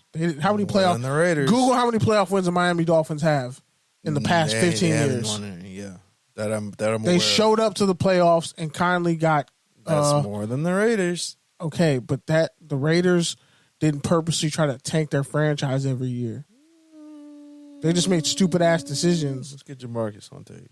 After Jamarcus, before Jamarcus, actually, they passed on Joe Thomas. They passed on Larry Fitzgerald. They passed on Adrian Peterson. They passed on Calvin Johnson.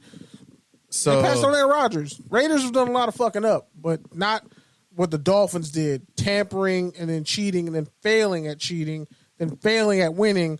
But then Brian Flores was such a great coach, he still almost got them into the playoffs. All right, touchdown or turnover. Let's get through this quick so we have time for the rants. Yeah. First up, Julio Jones signs with the Tampa Bay Buccaneers. That was last week. Touchdown, but the fact that he's wearing 85 is disgusting. Yeah, it is disgusting. He's not like 85. Bro, we're 80 or 81. And like Vernon Davis. He's like, he said the number doesn't make me. Dog, you ain't had a 1,000-yard season in like 3 years. But yeah, I'm going to say it's a touchdown because look at what Antonio Brown did as the third receiver there. I think adding Julio Different skill set, though. Yeah, different skill set. But Godwin's going to play in the slot. But even Perriman. Because Julio's an outside receiver. Even Perriman a couple years ago when he was kind of the sub, spot guy for Goodwin and Evans. Godwin and Evans. He had a bounce-back season. And then you factor in the fact that Godwin is coming off injury. Evans, has his own bout with injuries over the years. So he's had like 8 1,000-yard seasons. There's gonna be opportunity for Jones, and especially if they can keep him to the playoffs, keep him in the red zone, like they'll figure out a good way to use him. So I'm gonna say it's a touchdown. Well, reportedly, never mind. I'll say this towards the end. The Chiefs signed Carlos Dunlap. Touchdown or turnover? Touchdown. That's actually talked to somebody who's a notable Chiefs fan about this, and I'm like, they got George Karlaftis in the first round. They got Frank Clark, who's never going to be a 10-sack-a-year guy, but he's a consistent enough pass rusher. And then you throw in Carlos Dunlap, who will get after it. So now you can kind of have a sub-package. You can move some guys inside. You can move some guys around. You probably bump Frank Clark inside the 3 technique. Like, they have a loaded defensive line. I don't know about that. Hey, man, Clark you just need... kind of undersized. If anything, I think you move Dunlap inside. Nah, Dunlap's big. I mean, but he's also good off the edge. You could probably put Clark. Yeah, but Clark is like. I mean, my thing is, are you? My thing is, are you going to speed rusher? He's a space penetrator, so to speak. My thing he gets is pressure upfield. My thing is though, like, what are you going to do with Dunlap? Are you going to stand him up, or are you going to put his hand that's a 4-3 on the ground? defense. Pretty sure they're running a 4-3 defense again.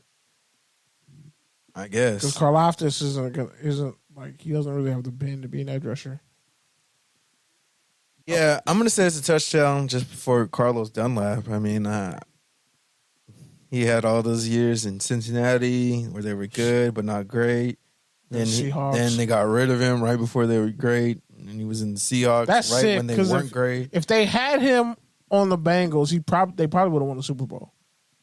Yeah, I don't even know if they needed him. I mean, they didn't really need him until they started having injuries. That pass rush was gassed out in the fourth quarter. Well, yeah, because they had a bunch of injuries by the time they got that far. And if Dunlap was in there getting some time in, you never know. Yeah, you never know what could have happened.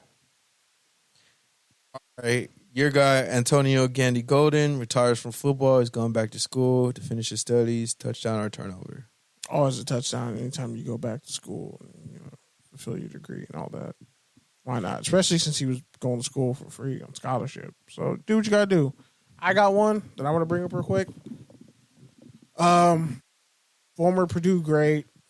Had a hell of a career. Kind of wish he would have stuck around to get 100 sacks. But Ryan Kerrigan signed a one-day contract with the Washington Commandos to retire as a commando, and he has 99.5 career sacks. I feel like not getting 100 going to keep you out the Hall of Fame. But I don't think he was ever really a Hall of Fame guy. In my eyes, I think he was a great player. I wish he would have got to 100 just because 99.5, it's like, bro, you could play 10 more snaps and get a half a sack. I don't know. The past couple of years, he was in Philly 2 years ago. Where was he at last year? He was in Philly. He was in Philly the last 2 years? He was in Philly and then the Commandos. But he didn't play much for the Commandos. But I'm like, so bro, he went back to Washington. Yeah, to sign a one-day contract. But I'm like, bro, no, you could have went at last year, though. He was in Philly. He was in Philly for 2 years? I think he signed a 2-year deal with Philly.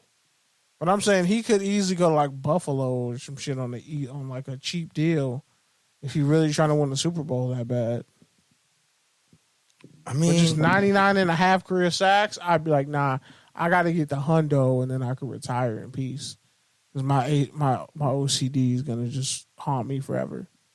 He was a first-round pick, 99.5 career sacks. Great career. But don't you want to get to 100? I feel like he was already playing with the house's money the past couple of years. I guess that's a touchdown then. To me, like, that's the way I look at it. It's like he went on his own terms. Yeah, and his career was already on the downslide. Yeah, so he was with the Eagles last year. Yeah. How many shots? He had like 3.5 sacks? He had no sacks in 16 games. Damn. Well, I guess that's probably why he retired. Yep. Didn't play a lot. Looks like. But yeah, so moving on. The Jets signed Quan Alexander, touchdown turnover. Say it's a turnover for Alexander because he's been playing for. He's been injured too. I think it's a touchdown. The Jets are perfectly rebuilding. They need somebody next to C.J. Mosley. They got 3 first-round picks who can all play. Don't they have young linebackers too that they've drafted there? Yeah, outside linebackers. One of them was the safety. I talked to Robert Saleh at the Senior Bowl. Quincy What's the Alabama D tackle? I forget his last name. Damn it. It's right there on the tip of my tongue. Not Quentin Williams. Quincy Williams. That's his brother. Quincy Williams is a linebacker. He plays for the Jets. Then you got the Florida State guy who's converted safety, 6'5", converted to linebacker. They converted 2 safeties to linebacker, and those guys are pretty good. Then you factor in Jermaine Johnson at defensive end. Carl Lawson's coming back from a torn Achilles. You know, Quan Alexander could be cleaning up. All right, 49ers cut Dee Ford. Touchdown, turnover. Definitely a touchdown. He was a total bust there. Plus, you got Drake Jackson. So yeah, like one good year.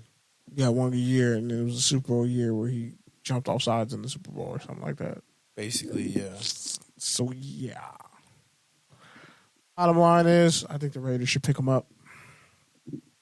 I just write 5 reasons why you should sign Dee Ford. Cowboys signed Todd Barr. Touchdown or turnover. That's definitely a touchdown. That's a steal. He could rush the passer.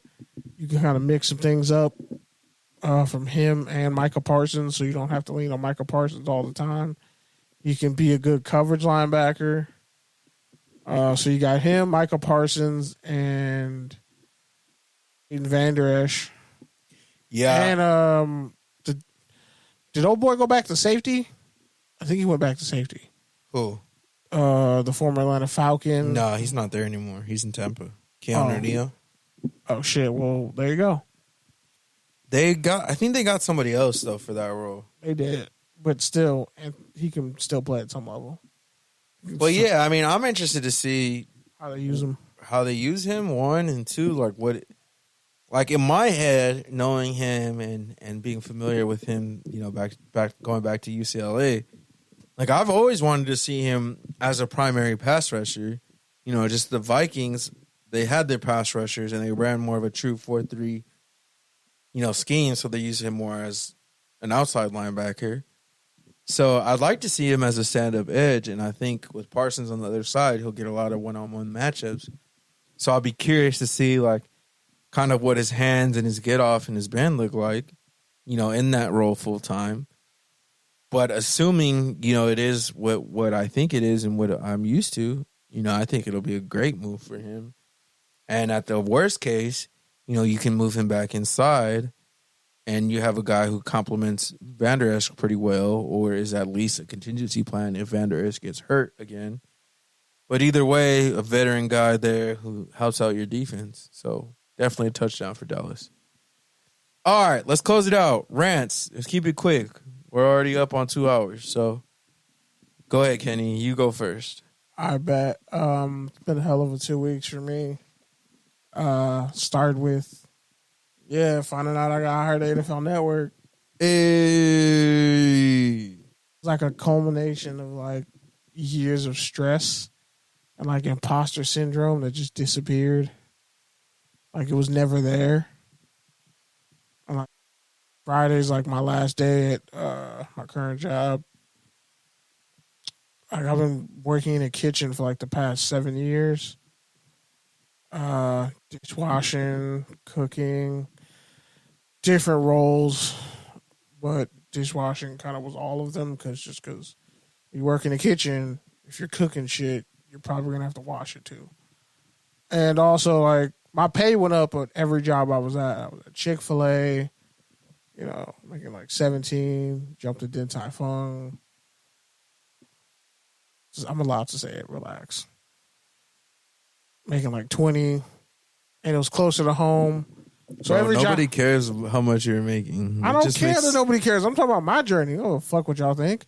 I know, but nobody cares. It doesn't But take I'm- away from your journey by just saying how much that you're making because it just. What I'm it just saying makes you is, sound like. I wouldn't. Well, first off, the pay rate wasn't shit. But I'm saying every job I had, I always made sure like I somehow managed to make more and more money enough to where like I could pay for things like, you know, trips to Alabama, and other things, and paying shit like that. Like sacrifices were always made. Is pretty much what I'm saying. At one point, like in college, my last semester for 6 months, 7 months actually. I was working 3 jobs, 90 hours a week for 6 months, and going to class and doing the pod, traveling in between. I don't know how the fuck I slept. I don't know how I survived that time period. I think that's why I just was burnt out. I didn't feel anything the day of graduation. I was just like gassed. But I think about like everything I've been through up to that point, and now like applying to NFL Network for like since I was in college, so really since 2014. Applying to them, finally getting an interview, finally getting them to notice me. Getting down to the last round, getting rejected, then having to just put in the work these past years. Like it just feels great to finally get my shot, and I'm excited about it. And excited to close this chapter of my work life. I'm just glad that this part is over because it needs to be over. And yeah. To the fam, so to everybody who's had my back all these years and pushed me to keep going, even when I was dead ass tired and had no direction and really not much will left to want to keep going at times. So thank y'all. Just took all the wind out of my sails, bro. No, I didn't. Yeah, you did, bro. Hey, man, it's my story, not yours, okay? I'm allowed to remember it how I want to. I guess, man.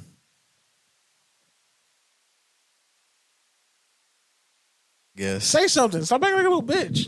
Nah, man. I'm just gonna let the air breathe and just let the silence. You should have. That's why you should have went first. And I'm just gonna let the silence speak volumes. That's all. I mean, I don't know what that even means, but okay. It's like the Raiders beating the Jaguars tonight. Yeah, it happened, but does it really matter? I'm just gonna let my silence speak volumes. That's all. The fuck, yo. Stop. I'm not acting like a baby. You're definitely acting like a baby. No, I'm not, man. You're giving silent treatment for no reason. I'm not giving you the silent treatment. You're mad at me explaining my story? No, nobody's mad at you, sir. You're kind of mad right now. I'm definitely not mad at you. No, I didn't say mad at. I didn't say mad at me. I'm I just said you're definitely not mad. I'm definitely not mad. I'm more disappointed. Okay, fine. Chastise me about how I reflect on my life, Pete. No, it's not even that, bro. It's more of like it's hot as fucking here. It's more of like nothing changed, Kenny. Like literally nothing changed, bro. And you're having like a Hall of Fame like come to God moment, but bro, like you've been putting in work on this podcast for 290 episodes. Like you didn't need NFL Network to notice you. You didn't need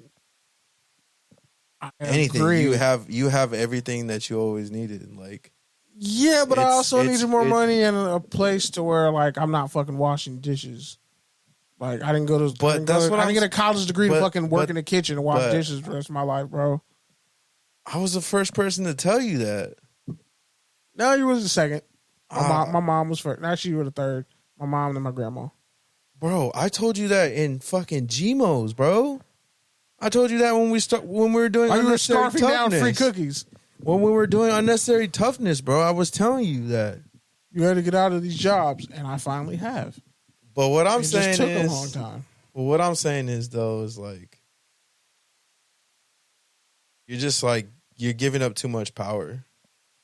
You're giving up too much power.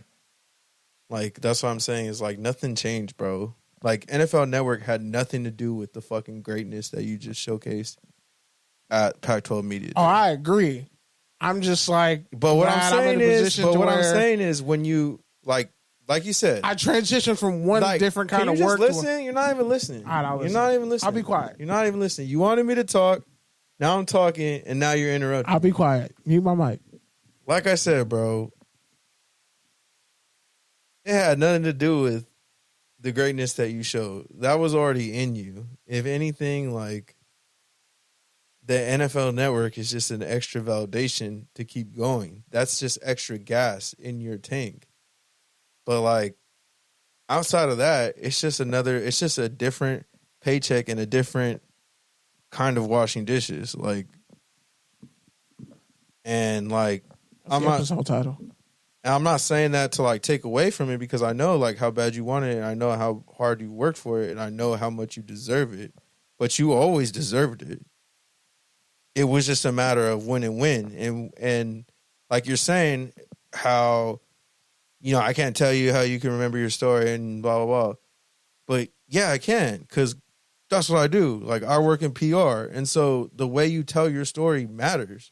And when you have that kind of mentality of like, well, they finally recognized me. They finally saved me. They saved me from washing dishes. Like, they gave me this opportunity of like, oh, I was making this much and now I'm making that much. I can see how you can see like, that. the money doesn't fucking matter, bro. Like, you're not doing it for the money. You're doing it because you want to be there. So to bring the money into the equation is like, it discounts what you're doing. And not just that, but it's like, you sat here on the podcast and talked about like how much that work meant to you and how much like using your body and keeping the hustle going was like important to you. And so for you to just be here and be like, well, shit, I'm glad that's over. Like, well, yeah, but then what were you talking about for the other 280 episodes? So that's why, like, I'm saying is like, how you tell your story matters. And I get it. Like, this is the great, like, kind of climax or whatever. But to me, it's not. Like, to me, this is still your exposition. Like, to me, this is still your rising action. And, like, the skies is the fucking limit, because now you have the resources that you never had. You have the networking and the opportunity. But it was always there for you. It's just now you have industry behind you, so now you feel like you're ready to take it. That's the only thing that changed. But the talent, the skills, everything else was always there. It was just a matter of when it was all going to pull together. And so when I hear you talk about how the missing piece of it was a place that turned you down for 6 years, like, that to me is just like a slap in the face to your journey. Well, not just that, but it's like, okay, you got the bad girl you were trying to get at for 6 years. Okay, I can. Now what? Like, okay, cool. I see what you mean now. But it's like, that didn't take away from like all the character growth that you had as a person. Like, so it's like, fuck that bitch. Like,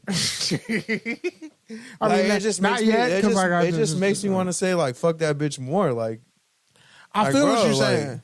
I feel what you're saying, but like she should have been married to you 6 years ago. Like, because it took her 6 years to notice to marry you. Like, you want me to give her props? You want you to celebrate with you? Like, no, fuck that bitch. I feel it.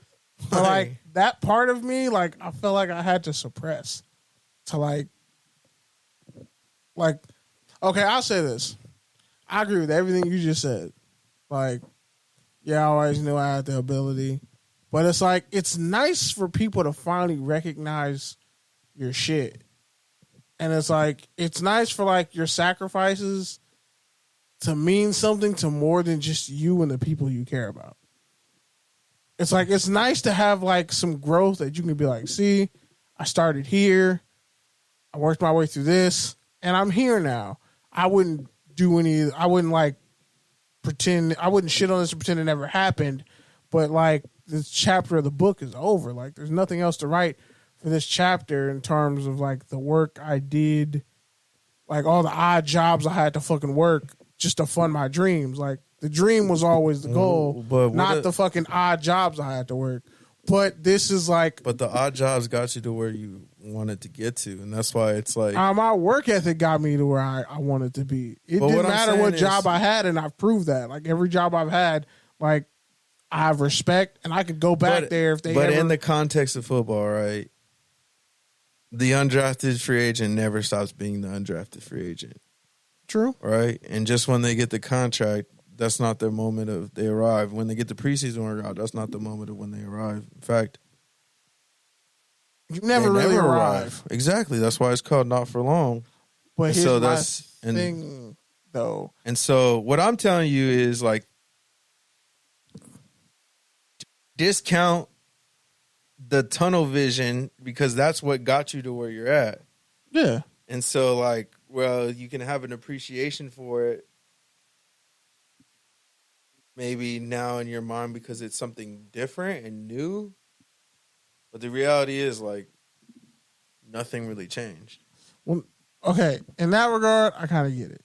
But what I'm saying is, it's like, let's say with you and, like, your jobs, you got promoted, you reach new levels. Yeah, like, it's the same shit, making more money. You just have a little bit more of what you fought for and what you're willing to sacrifice for. Like, you have more say-so. It's like, how much longer did I need to be washing dishes and fucking working in kitchens? Yeah, I'm good at it. I can do it. But like we talked, it's like your grandparents did all that fucking sacrificing so you could go do something else. It'd be one thing if I was like working in construction, making stupid amounts of fucking money, and like, okay, that's like a generational family thing. But it's like, yo, burning the candle at both ends, working at places I fucking can't stand sometimes, or the work is cool, but the people suck sometimes, or just the people are cool, the place is cool, but I'm not where I feel like I want to be in life. And then I finally get to somewhere where I want to be, and now it's like, okay, well, now I can maneuver this next chapter of my life. That's what I'm really excited about. Not that, like, because it could have been Fox Sports, it could have been fucking Amazon. You could have picked any different company. Like, I would be grateful and happy that, like, okay, I'm finally moving from one aspect of my journey to another. It's like I graduated 2 years ago and then the pandemic hit. I have friends who like fucking hate that they ever went to see Sun because they didn't even get to walk across the stage. Like they're like fucking scarred for life because of what they went through in 2020. And I try to talk to them sometimes to like help them see the other side because I know what that feels like. But people got to grow and like fucking hurt in their own time. And I'm like, I've grown and I've been hurting in my own time. And I feel like now it's just like, okay, this really is a clean slate for me going forward. Like I did all this work and what I'll tell to you get here. And now I get to like show and prove. And what I'll tell you is this, man. Like, it's hot as fuck in this room, by the way. Jesus Christ. And what I'll tell you, and to close this out, is like, let's turn to a therapy session. My last opportunity I was in, we all know I wasn't my best. I took a lot out of me. It was a constant grind. I fucking through culture shock, and it was somewhat expected. Like, it was the sort of thing you can't really calculate. And then when you factor in the things that were going into my personal life, like that just amplified everything. However, without that experience, like I wouldn't be in the spot that I'm in. And well, like I always think about like, well, fuck, if I had just skipped that opportunity and been in this opportunity now that I'm in now, like it would have been great. Like I would have avoided all that stress. I would have avoided all this shit. Like I would just be doing the shit that I want to do and the shit that I'm doing now. But also, like, I wouldn't know how to do the tactical shit that I needed to learn then. So what I'm saying is, like, everything you go through is for a reason. Everything that happens to you is an experience. It's a lesson, right? And those things to me are a tool set. And well, like you move on to your next chapter in your life and you have to grow and you have to learn to adapt and you have to learn how to be new ways and new things. You also can't forget what got you there. It's just a matter of, okay, now I'm going into a new chapter, so now I'm going to add more things to the toolbox. But it's never like, oh, I forgot, or it's never, changing completely or forgetting or like I've arrived or this is a new chapter. I'm turning over the book. No, still the same book. Still the same story. It's just now there's an extra layer to it. Right? And so that's why even now when I go on interviews, like, what's something I don't see on your resume? Why you? Why are you over someone else? What separates you? What makes you different? Dude, at 19 years old, I was cleaning old people's shit. Going through the dustiest shit. Shit been in the garage, everywhere, lifting couches, picking shit up, dusting shit off, things people forgot about, didn't want, dead siblings, like whatever. I was going through all that shit, pricing it, thousands of dollars every day, $199, $299, adding up to tens of thousands of dollars each single day. Number one pricer in Goodwill. When I worked at Sears, same thing. I literally moved across all these different departments. Sold everything from vacuum to TV to mattress. You never told me you sold vacuums. That's how I started at Sears. Yeah, I sold vacuums. Same thing. Dishwasher. My career started as a dishwasher. So what does that tell you? That tells you I started as a cashier. That tells you one. So and that's those are the anecdotes I tell, and I say, fuck Anna's Linen. So I tell you that so you know I'm not going to take working from a laptop for granted. I'm telling you this so you know I take pride in my work from day one. No matter what the fuck I'm doing, I do it to the best of my ability. And that has been going back to when I was 18 years old, working in the kitchen with people that I barely spoke the same language with. All right. Like, I was able to move across departments, build with different teams, fluctuate and learn totally different products, totally different consumer and buyer sentiments because of my communication skills. Because I'm so versatile, because I'm willing to learn, because I'm willing to put in the work, because I'm willing to lay the groundwork. Right? All those things are still the same with what I'm doing here. Isn't adulting fun? And that's what I'm telling you is like,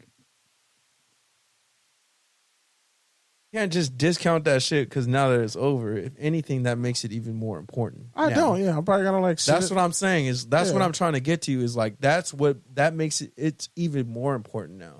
Hey, I always understood that. That's why. But I don't think you do with the way that you're. Nah, I do, but it's like just giving your Hall of Fame speech. No, I just gave you a surface level view of like, God damn, it's been a long 12 years. Really, it's been a long 14 years because I started at 16. Well, just like the metaphor I said, like Pac-12 just like Media the metaphor I said earlier about the bad one, I'll leave you with this one. There's a song literally called I'll do know one thing, though. Bitches, they come and go. Canceled. Exactly, because the point is... Please don't finish that. Please don't finish that lyric. They can love you one day. They cannot love you the next. Whatever the case, it doesn't have anything to do with your value or your hard work or the skills that you showcase on this podcast every week. Or we got to stop calling this a podcast. Day. This is a life experience. But yeah, with that, this is Touchdowns and Tangents. Thank you for listening to us. Catch us on your favorite show, favorite podcast app, touchdownsandtangents.com. And I'll be covering USC football this fall. So... I mean, you know what? If you got any questions you want me to ask at a press conference, DM us. Peace.